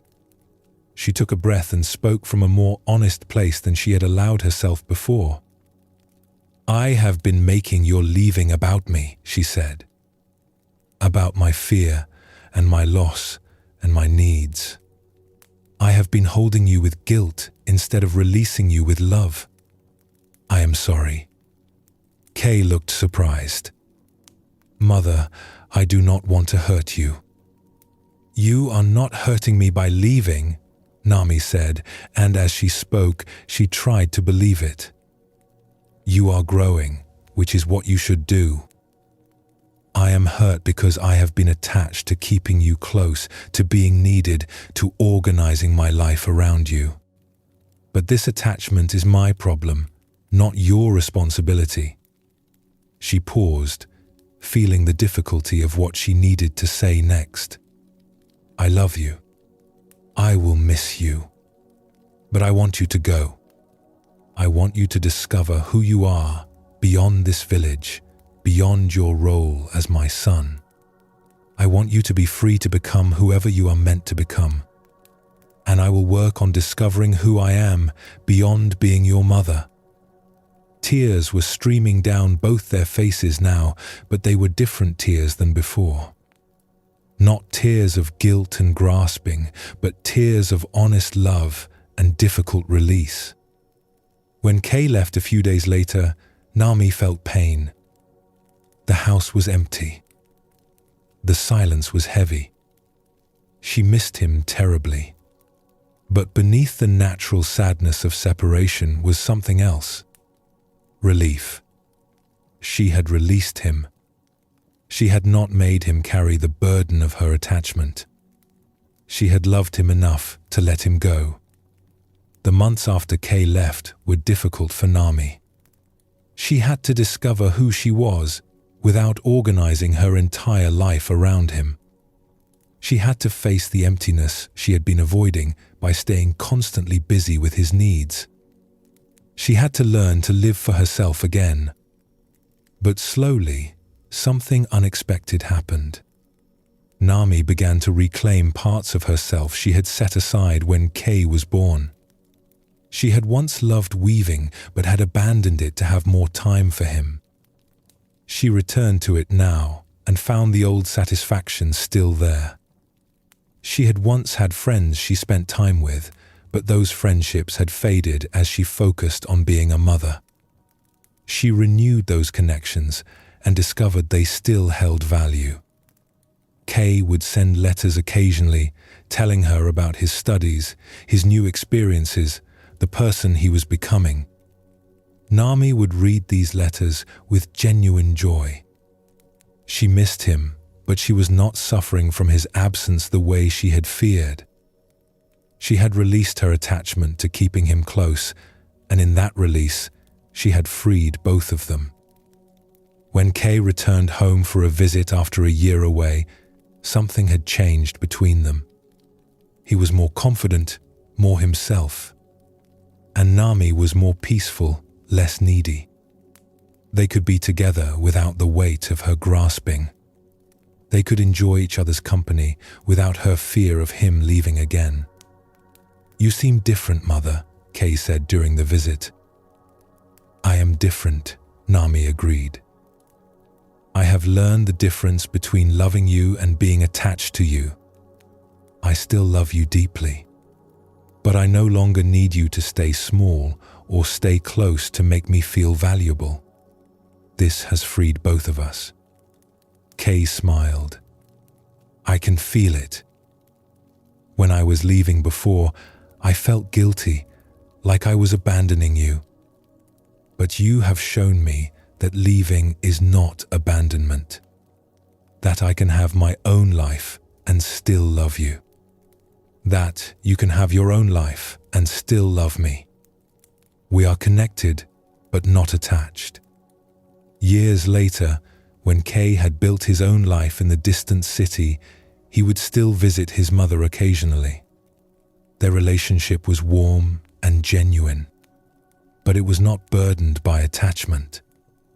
Nami had learned to hold her love for him with open hands, to appreciate his presence when he was near without demanding he stay, to continue her own life when he was away without feeling his absence as abandonment.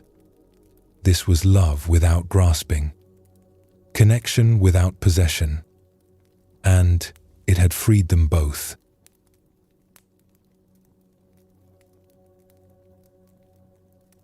Nami's story shows us the suffering that comes from attachment in our most intimate relationships. She loved her son genuinely, but she confused love with needing to keep him close. Her attachment made his natural growth feel like betrayal. Her grasping created guilt that would have harmed both of them if she had not recognized what she was doing and chosen differently. Zen Buddhism teaches that we can love without clinging. That connection does not require possession. That caring for someone does not mean controlling their choices or demanding they stay forever.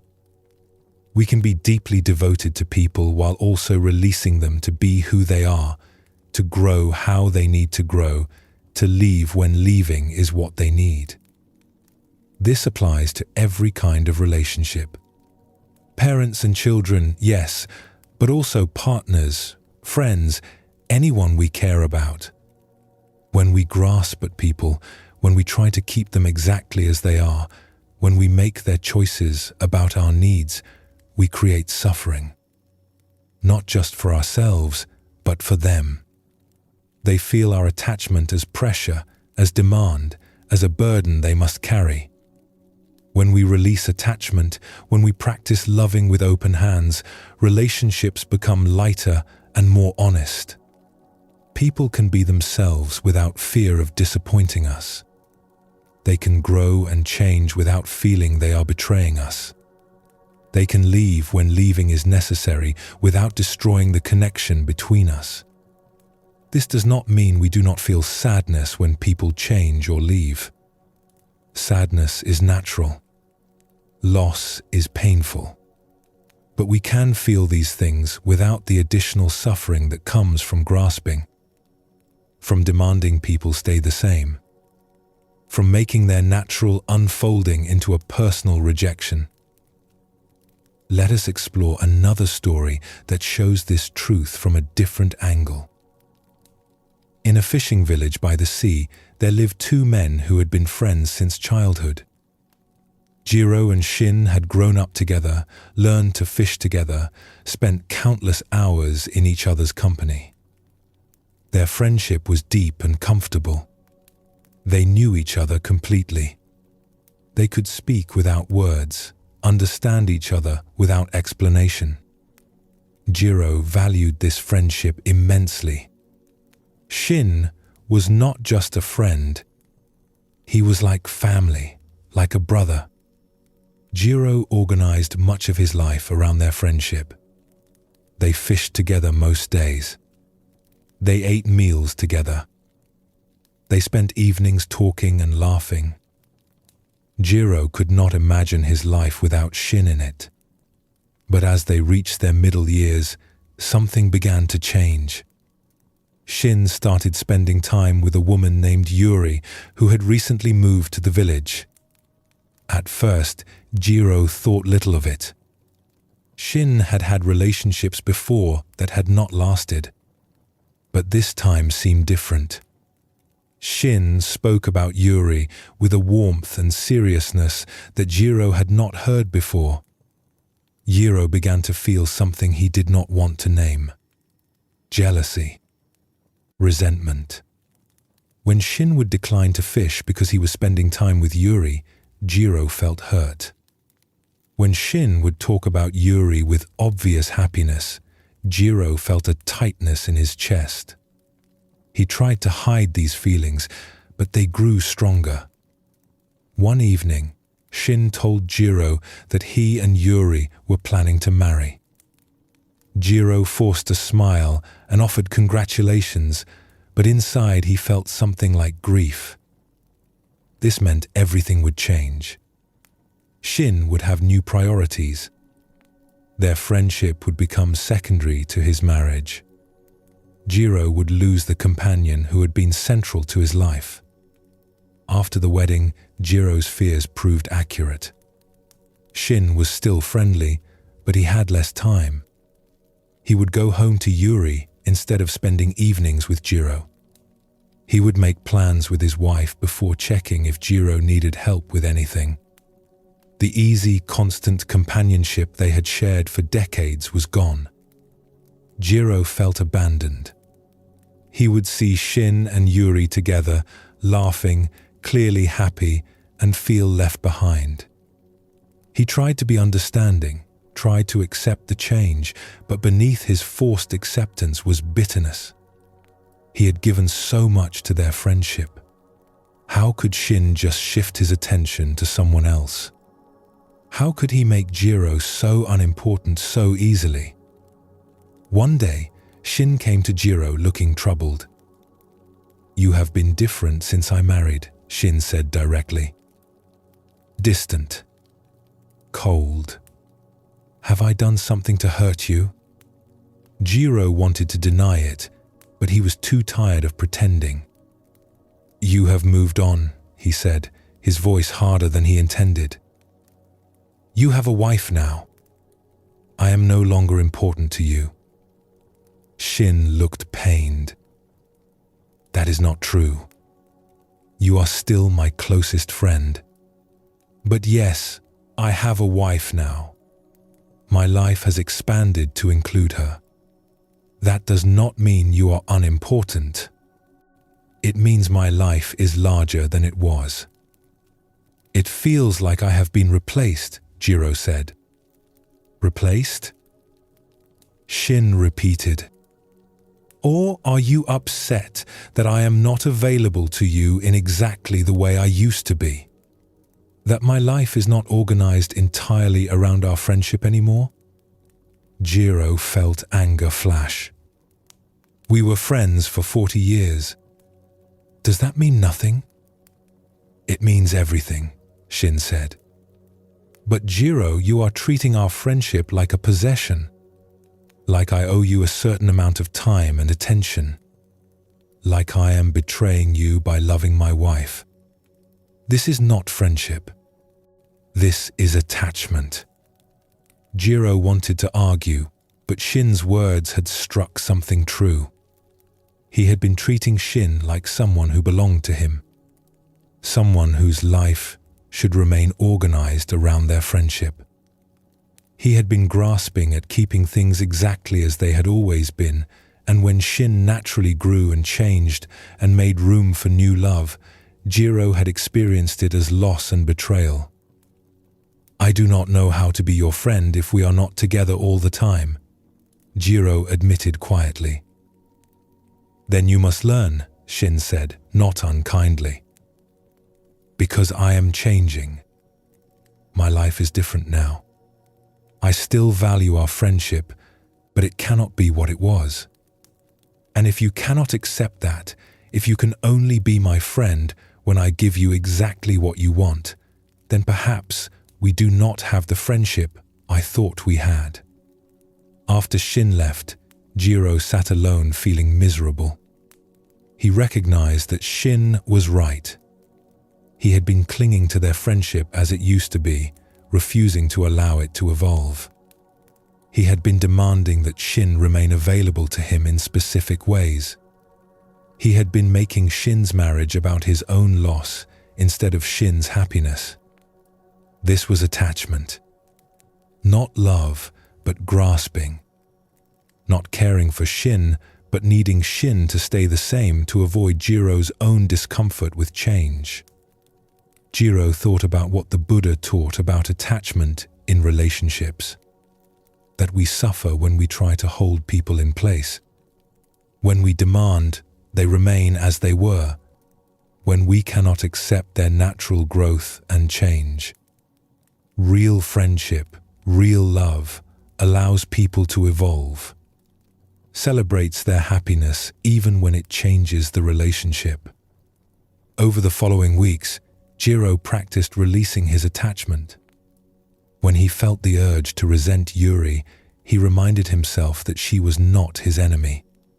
She had not stolen Shin. She had simply joined his life, and this was good for him. When he felt hurt that Shin was less available, he reminded himself that friendship does not require constant physical presence. That people can care about each other while having separate lives. He began to build his own life more fully instead of organizing everything around Shin's availability. He spent time with other people. He took up activities he had been neglecting. He discovered that he had been too dependent on one friendship, too attached to it remaining exactly as it had always been. One day, Jiro invited Shin and Yuri to share a meal together. It was the first time he had done this genuinely, without resentment.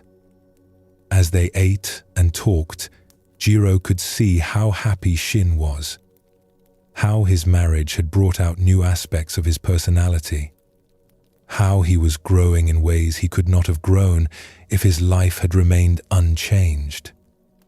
Jiro felt genuine happiness for his friend. Not the forced smile he had given at the wedding, but real joy. And beneath that joy was relief. He had released his grip. He had stopped demanding that Shin be available to him in specific ways. He had accepted that their friendship was evolving and evolution was not betrayal.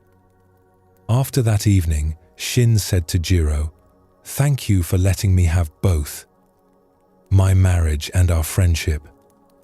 For a while, I felt I had to choose, that you were punishing me for growing. But tonight felt like the old comfort between us, just in a new form." "I was attached to how things were," Jiro admitted. "I could not accept change.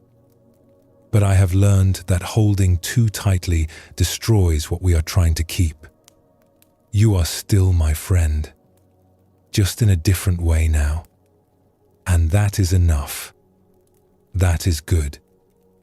Years later, Jiro would tell younger people who came to him with relationship troubles, "Friendship requires allowing people to be who they are, to change, to have other connections. If you can only care for someone when they give you exactly what you want, that is not love. That is attachment. Real love opens its hands. It allows people to grow. It remains even when the form of the relationship changes."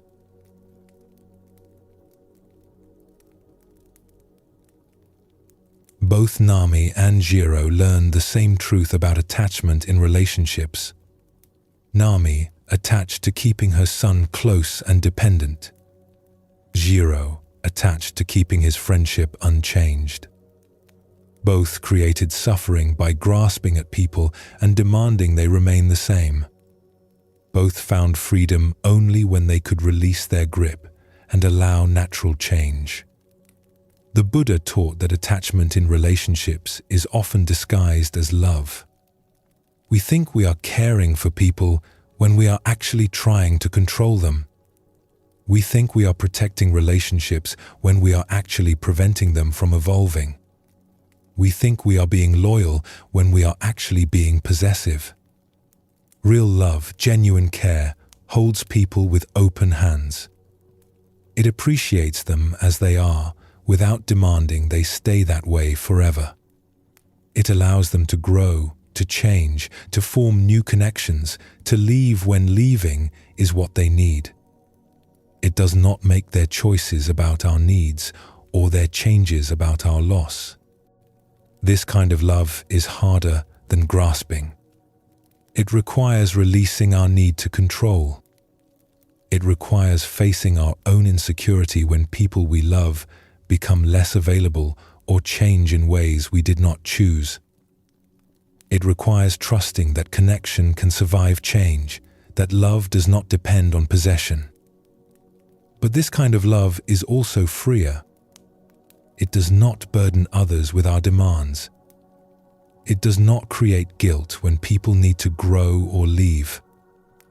It allows relationships to breathe, to evolve, to be alive rather than frozen. And paradoxically, by releasing our grip, we often keep deeper connection than we ever could through grasping. The practice is noticing when we are attached in relationships. When we are hurt by someone's natural growth because it means less attention for us. When we resent their new connections because we feel replaced. When we make them feel guilty for having lives beyond us. In these moments, we can ask ourselves, Am I loving this person or grasping at them? Am I caring for their well-being or demanding they serve my needs? When we find attachment, we can practice releasing. Not releasing the person or the relationship, but releasing our tight grip on how it must be. Opening to what the relationship is becoming instead of insisting it stay what it was. Trusting that love that allows freedom is stronger than love that demands possession. This is one of the hardest practices in Buddhism. To love deeply while not grasping. To care completely while not controlling. To remain connected while allowing separation. But it is also one of the most liberating. When we can do this, when we can hold people with open hands, we free them and ourselves from the suffering that attachment creates. Rest now. Notice your body settling into whatever supports you.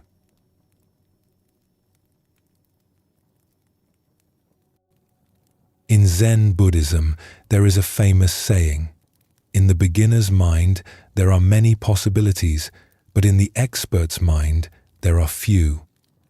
This points to something we all experience. The more convinced we are that we are right, the less able we are to see clearly. The tighter we hold our opinions and positions, the more closed we become to learning, to changing, to discovering we might be wrong. We attach to being right. We build positions and then defend them as if our life depends on it. We argue not to discover truth, but to prove we already possess it. We listen to others not to understand them, but to find flaws in their thinking. We interpret new information through the lens of what we already believe, dismissing anything that contradicts our established views. This attachment to being right creates suffering in several ways. It closes us off from growth and learning. It damages relationships as we prioritize winning arguments over understanding people. It keeps us trapped in views that may no longer serve us. And it creates constant tension as we must continually defend our positions against anything that challenges them.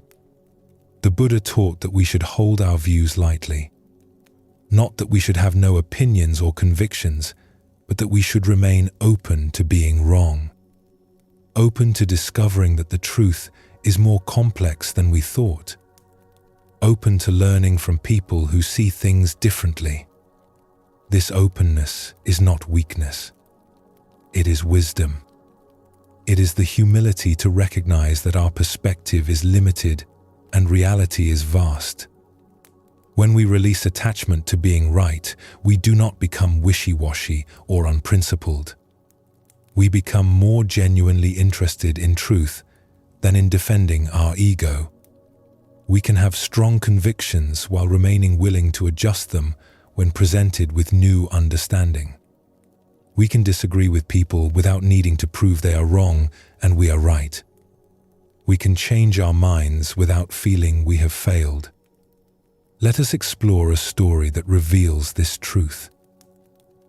There once lived two men in a village surrounded by rice fields and orchards. Their names were Kaito and Hideaki, and they had been neighbors for over 20 years. Both were respected in the community. Both were considered reasonable and thoughtful.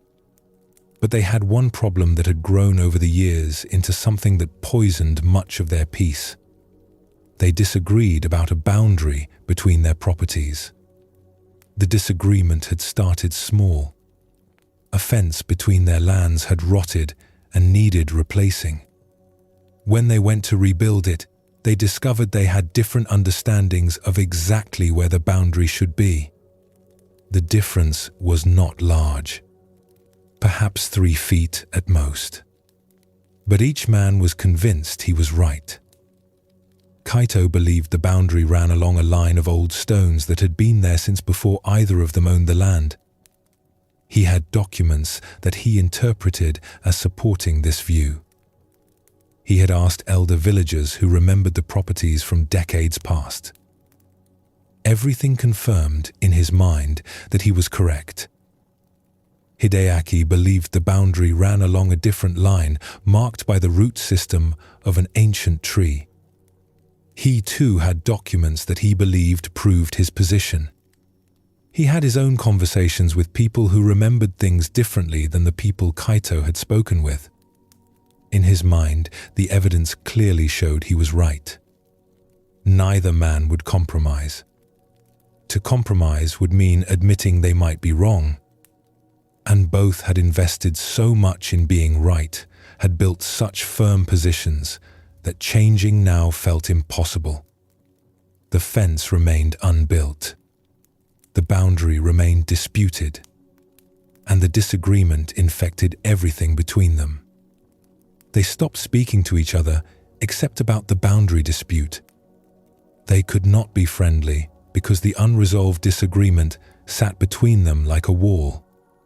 They would see each other and feel anger rise. Each interpreted the other's stubbornness as unreasonable, as evidence of bad character. How could Hideaki be so blind to the obvious truth? How could Kaito ignore such clear evidence? The dispute affected more than just the two men. Their families felt the tension. Village gatherings became uncomfortable when both were present. People began avoiding topics that might relate to property or boundaries for fear of triggering another argument. The community that had been harmonious now had a crack running through it, and the crack was widening. Years passed. 5 years. 10 years. The fence was never built. The boundary remained disputed. Both men remained utterly convinced they were right. Both suffered from the ongoing conflict, but neither could release their position. To back down, to admit they might be wrong, felt like losing everything. One spring, a traveling Zen monk named Eishin came through the village. He stayed at the small temple and offered teachings to anyone who wished to listen. Both Kaito and Hideaki attended, sitting on opposite sides of the room, careful not to acknowledge each other. Eishin spoke about attachment, about how we cling to things, to people, to ideas, and how this clinging creates suffering. He spoke specifically about attachment to being right, about how we build positions and then imprison ourselves inside them, about how we stop seeking truth and start defending ego. After the teaching, both Kaito and Hideaki separately approached the monk to tell him about their dispute. Each wanted the monk to confirm that they were right and the other was wrong. Each presented their evidence, their arguments, their certainty. Eishin listened to both men carefully. Then he said something neither expected. "You are both suffering greatly from this dispute. But the suffering does not come from where the boundary actually is. It comes from your attachment to being right about where it is." "But one of us is right and one is wrong," Kaito protested. "The boundary is in a specific place. It is not a matter of opinion." "Perhaps," Eishin said. "But tell me, what have you gained from being right? If you are indeed correct about the boundary, what has this correctness brought you?" Kaito thought about this. "I have gained nothing. I have lost a neighbor, lost peace, spent 10 years in conflict. But I cannot simply give up being right." "Why not?" Eishin asked simply. "Because it is mine," Kaito said. "The land is mine. The truth is on my side." Eishin turned to Hideaki, who had been listening. "And you? What has being right given you?" Hideaki had to admit the same thing. "Nothing but suffering. But I too cannot give up my position. I know I am right. How can I pretend otherwise?" No one is asking you to pretend, Aishin said. But consider this. You have both held your positions for 10 years. In that time, have you once genuinely considered that you might be wrong? Have you once truly listened to the other's perspective with openness? Or have you only looked for ways to prove you are right and he is wrong? Both men were silent. They had to admit they had only defended their positions, never genuinely questioned them. This is attachment to being right, Aishin said. You have stopped caring about truth. You only care about being proven correct. You have made your positions into your identities. To be wrong would feel like losing yourself. So you choose ongoing suffering over the possibility of being mistaken. He paused, then continued. In Zen, we practice not knowing. We remain open to being wrong. We hold our views lightly enough that we can adjust them when we see more clearly. This does not mean we have no convictions. It means we are more devoted to truth than to defending our ego. But what if I am right? Kaito asked. Should I just give up what is mine? I am not telling you what to do about the boundary, Aishin said. I am pointing to your suffering and its cause. The boundary is where it is, regardless of what either of you believes. But you are both suffering terribly from your attachment to your beliefs. This suffering is optional. The boundary dispute is a fact. Your attachment to being right about it is a choice. After the monk left the village, his words remained with both men. Kaito found himself lying awake at night, thinking about what Aishin had said. He had been so certain he was right. But what had this certainty cost him? He had lost a friendship. He had lived in anger for 10 years. He had made himself and others miserable. And for what? For 3 feet of land and the satisfaction of being proven right? He thought about the evidence he had gathered. He had interpreted everything to support his position. But had he truly looked at it objectively? Or had he only seen what he wanted to see? He did not know anymore. The years of defending his position had made him unable to see clearly. Hideaki was having similar thoughts. He too had been absolutely certain. But Aishin's question haunted him. What had being right brought him? Nothing but misery. He had sacrificed friendship, peace, and years of his life to defend a position. And now he could not even be sure his position was correct. He had just been too attached to it to admit any doubt. One morning, Kaito went to Hideaki's house. It was the first time he had approached his neighbor with anything other than argument in over a decade. Hideaki opened the door, surprised. I have been thinking about what the monk said, Kaito began.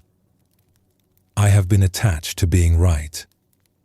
I have suffered from this attachment, and I have made you suffer. I do not know anymore where the boundary should be. I thought I knew, but perhaps I have only been defending my position, not seeking truth. Hideaki felt something release in his chest. I, too, have been thinking.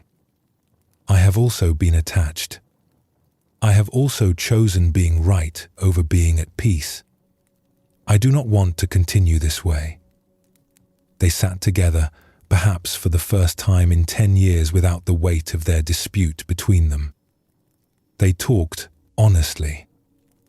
Not about who was right, but about how their attachment to being right had damaged them both. What should we do about the fence? Hideaki finally asked. I do not know, Kaito said. But I think we should start by admitting we both might be wrong. Neither of us knows with certainty where the boundary is. We have only convinced ourselves we know. They decided to hire a surveyor from another region, someone with no connection to the village, to measure the properties with proper instruments and determine the boundary according to the official records. Both agreed they would accept whatever the surveyor determined, even if it contradicted their positions. When the surveyor completed his work, he showed them where the boundary should be according to the legal documents and precise measurements. The line ran between where Kaito had insisted it was and where Hideaki had claimed it was. Both men had been partially right and partially wrong.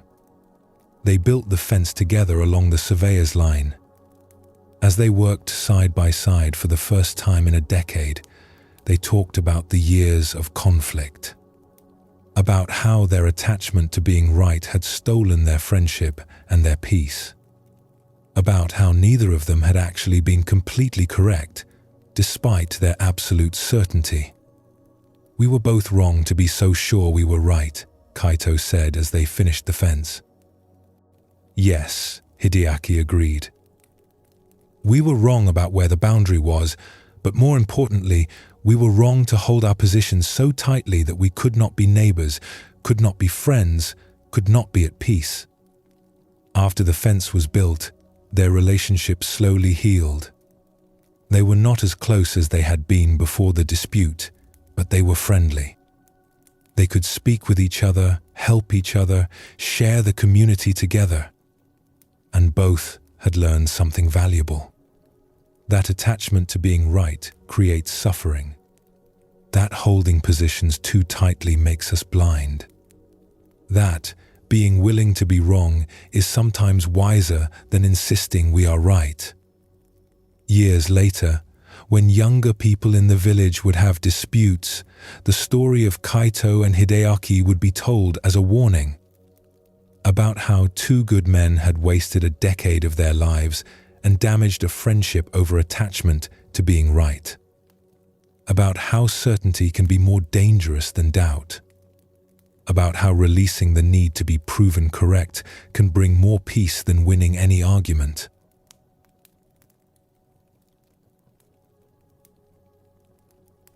The story of Kaito and Hideaki shows us clearly the suffering that comes from attachment to being right. Both men were intelligent and reasonable. Both had evidence for their positions. Both might have had legitimate claims. But their attachment to their positions, their inability to consider they might be wrong, their need to be proven right, created years of unnecessary suffering. The Buddha taught that we should hold our views lightly. This does not mean having no convictions or principles. It means remaining open to learning, to adjusting our understanding, to discovering that reality is more complex than our current view captures. It means being more devoted to truth than to defending our ego. When we attach to being right, we stop learning. We interpret everything through the lens of our established position. We dismiss evidence that contradicts us. We listen to others only to find flaws in their thinking. We become closed, rigid, unable to grow. Our need to be right imprisons us.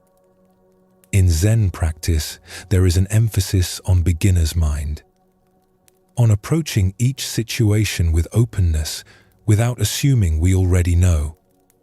The beginner is willing to be wrong, willing to learn, willing to see things freshly. The expert, convinced they already understand, often cannot see what is actually in front of them.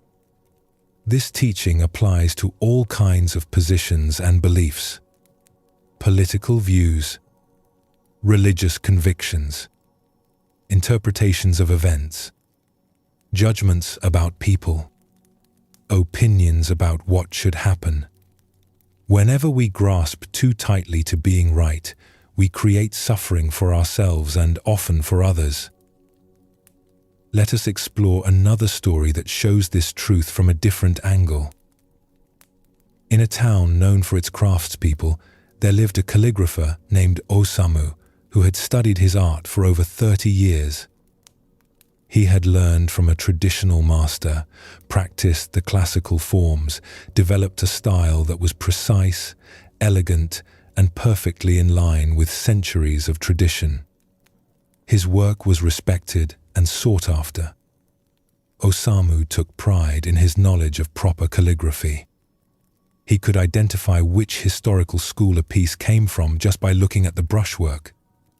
He could explain the rules that governed correct character formation.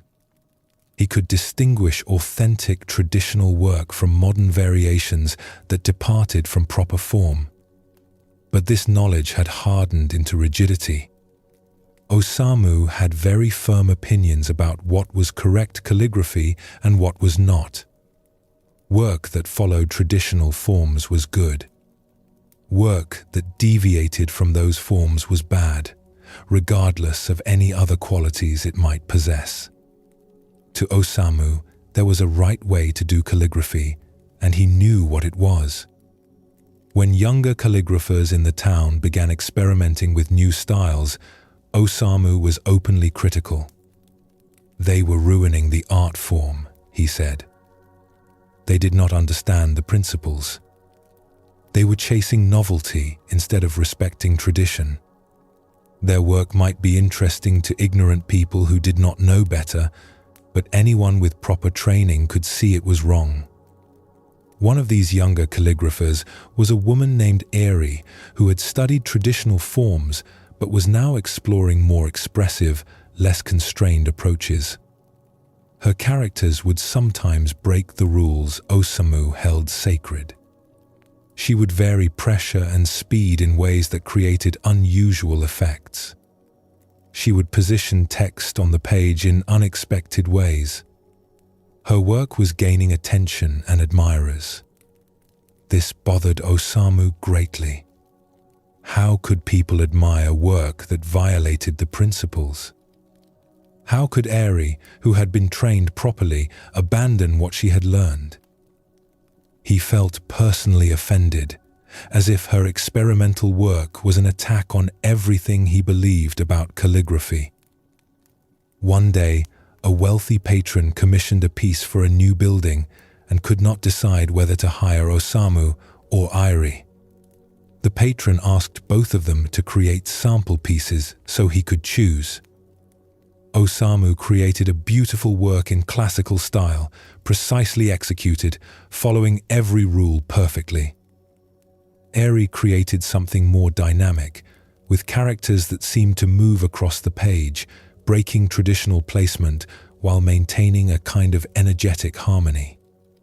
The patron chose Eri's piece. When Osamu heard this, he felt both angry and vindicated. Of course, the patron had chosen poorly. The patron did not understand true calligraphy. He had been seduced by novelty. This proved that people could no longer distinguish quality from mere innovation. Osamu made his opinions known throughout the town.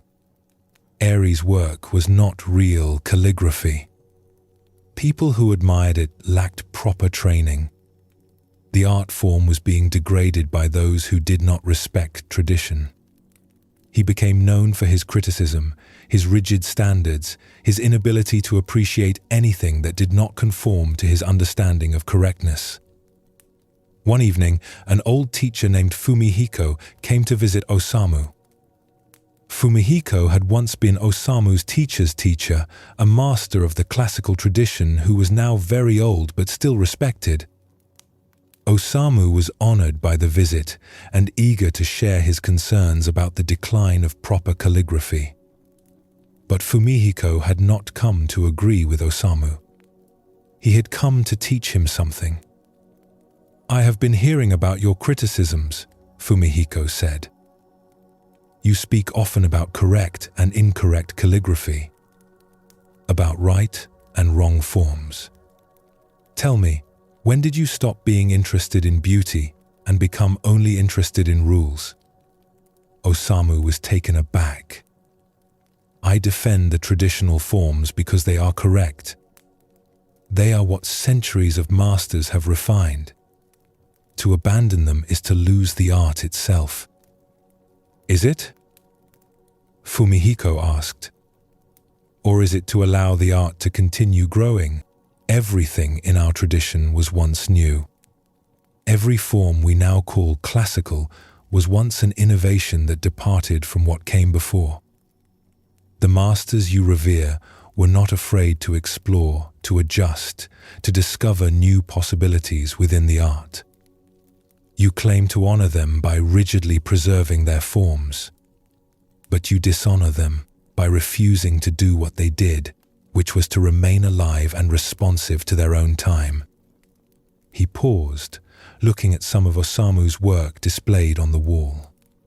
Your work is technically perfect, but it lacks something. It lacks the vitality that comes from genuine discovery. You are copying forms, not creating from living understanding. You have become so attached to being right, to following rules, that you have stopped truly practicing your art. Osamu felt defensive. So you think Eri's work is superior to mine? I did not say that, Fumihiko replied. I said your attachment to being right has made you rigid. Whether Eri's specific experiments succeed or fail is not the point. The point is that she is exploring, questioning, remaining open. You are defending, judging, remaining closed. Her work may not be better than yours, but her approach to practice is more alive. But there are standards, Osamu protested. There is correct and incorrect form. There are principles, Fumihiko agreed. But principles are not the same as rigid rules. A principle is alive. It can be applied in many ways.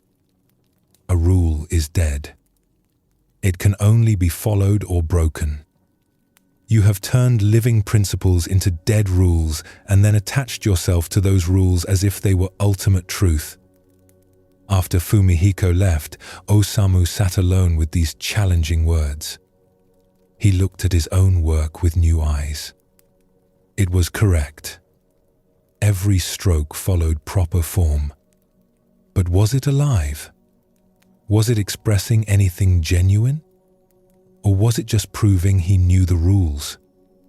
He thought about his constant criticism of others, his need to judge work as right or wrong, his inability to appreciate anything that did not fit his narrow understanding of correctness. He recognized that this came from attachment, from his need to be right, from his identity being built around knowing the correct way and defending it against all deviation. The Buddha taught about this, about how attachment to views creates suffering, about how we should hold our opinions lightly. Osamu had not held his opinions lightly. He had grasped them so tightly that they had become a prison. He could not see beauty unless it conformed to his rules. He could not appreciate innovation because it threatened his certainty. He had stopped being an artist and become a defender of dogma. Over the following weeks, Osamu practiced a different approach. He visited Airi's studio and asked if he could watch her work. This was difficult. It meant admitting he might have something to learn from someone he had criticized. But he forced himself to be open. As he watched Airi work, he began to see something he had missed. Yes, she broke rules, but she broke them from understanding, not ignorance. She knew the traditional forms and chose to depart from them for specific effects. Her work had intention and skill, just expressed differently than his own. I have been harsh in my judgment of your work, Osamu admitted. I have been attached to my view of correct calligraphy. I have been closed when I should have been open. Airi was surprised by this admission. Your criticism stung, she said honestly. You are respected. When you said my work was not real calligraphy, others listened. I doubted myself. I was wrong to speak so certainly, Osamu said. I know classical forms well, but I do not know everything about calligraphy. I do not know what it might become.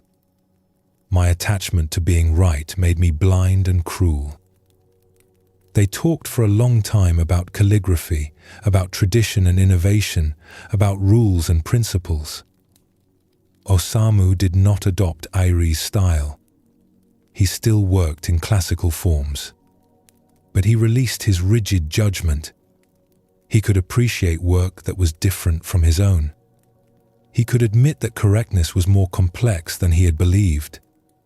He could hold his views as one perspective among many rather than as absolute truth.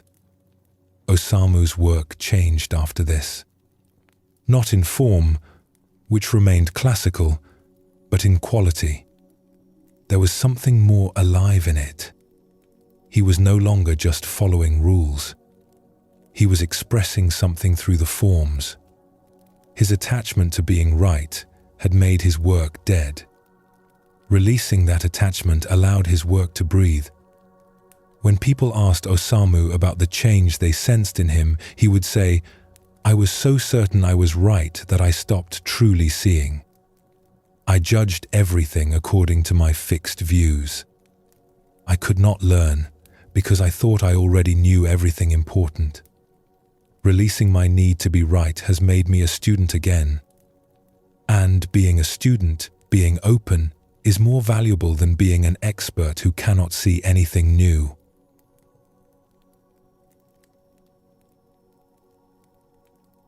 Both stories show us the same truth about attachment to being right.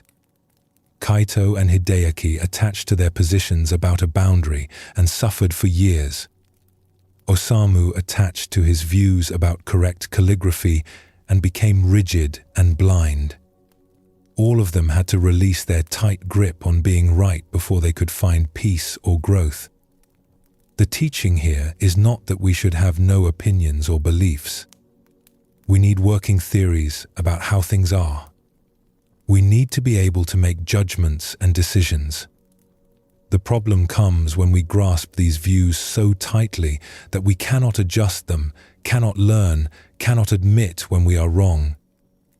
Buddhism encourages holding views lightly, having strong convictions while remaining willing to revise them, being committed to truth more than to defending our ego, listening to perspectives different from our own with genuine openness rather than just looking for flaws, recognizing that our view is always limited and reality is always larger than our understanding of it. When we attach to being right, we create several kinds of suffering. We damage relationships by prioritizing winning arguments over understanding people. We stop growing because we think we already know. We become defensive and rigid because any challenge to our views feels like an attack on our identity. We live in constant tension as we must defend our positions against anything that contradicts them. When we release this attachment, we do not become passive or unprincipled. We become more genuinely curious, more able to learn, more capable of genuine dialogue with people who see things differently, more flexible in responding to new information, more peaceful because we are not constantly defending our ego. The practice is noticing when we are attached to being right, when we are listening to others only to find flaws in their arguments, when we interpret all evidence to support our existing views, when we feel threatened by perspectives that differ from ours, when we cannot say the words "I might be wrong" or "I do not know." In these moments, we can recognize attachment and practice releasing it slightly. This does not mean abandoning our views. It means holding them more lightly, being willing to be wrong, remaining open to learning. choosing peace and growth over the satisfaction of being proven right. This is wisdom. This is freedom. This is how we continue evolving instead of becoming frozen in rigid certainty. Rest now. Notice your breath moving in and out. No need to hold any position, defend any view, or prove anything. Just this moment, just this breath, just this peaceful rest.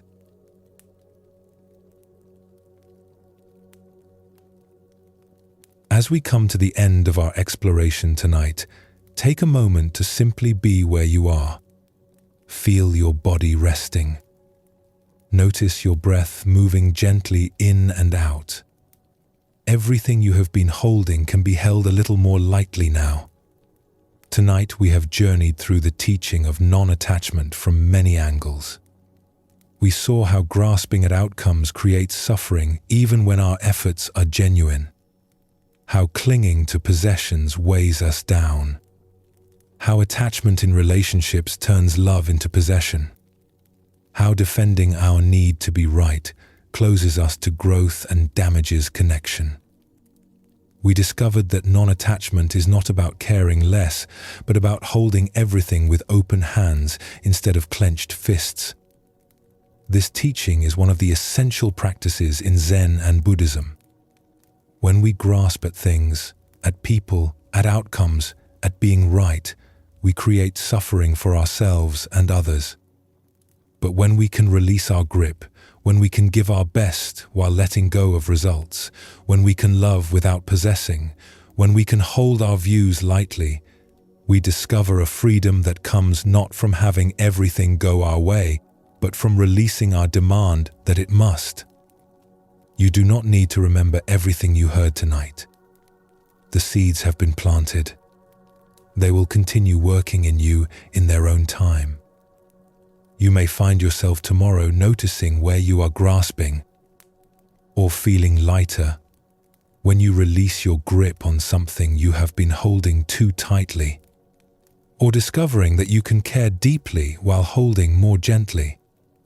In our next episode, we will explore ordinary mind, the recognition that the sacred and the profound are found not in special experiences, but in simple daily life lived with presence and care. For now, let yourself rest completely. Let the day release its hold. Let your thoughts settle like leaves falling to the ground. You can open your hands. You can release your grip. And in this moment, you can simply be. Sleep well, and thank you for joining us here at Sleepy Monk.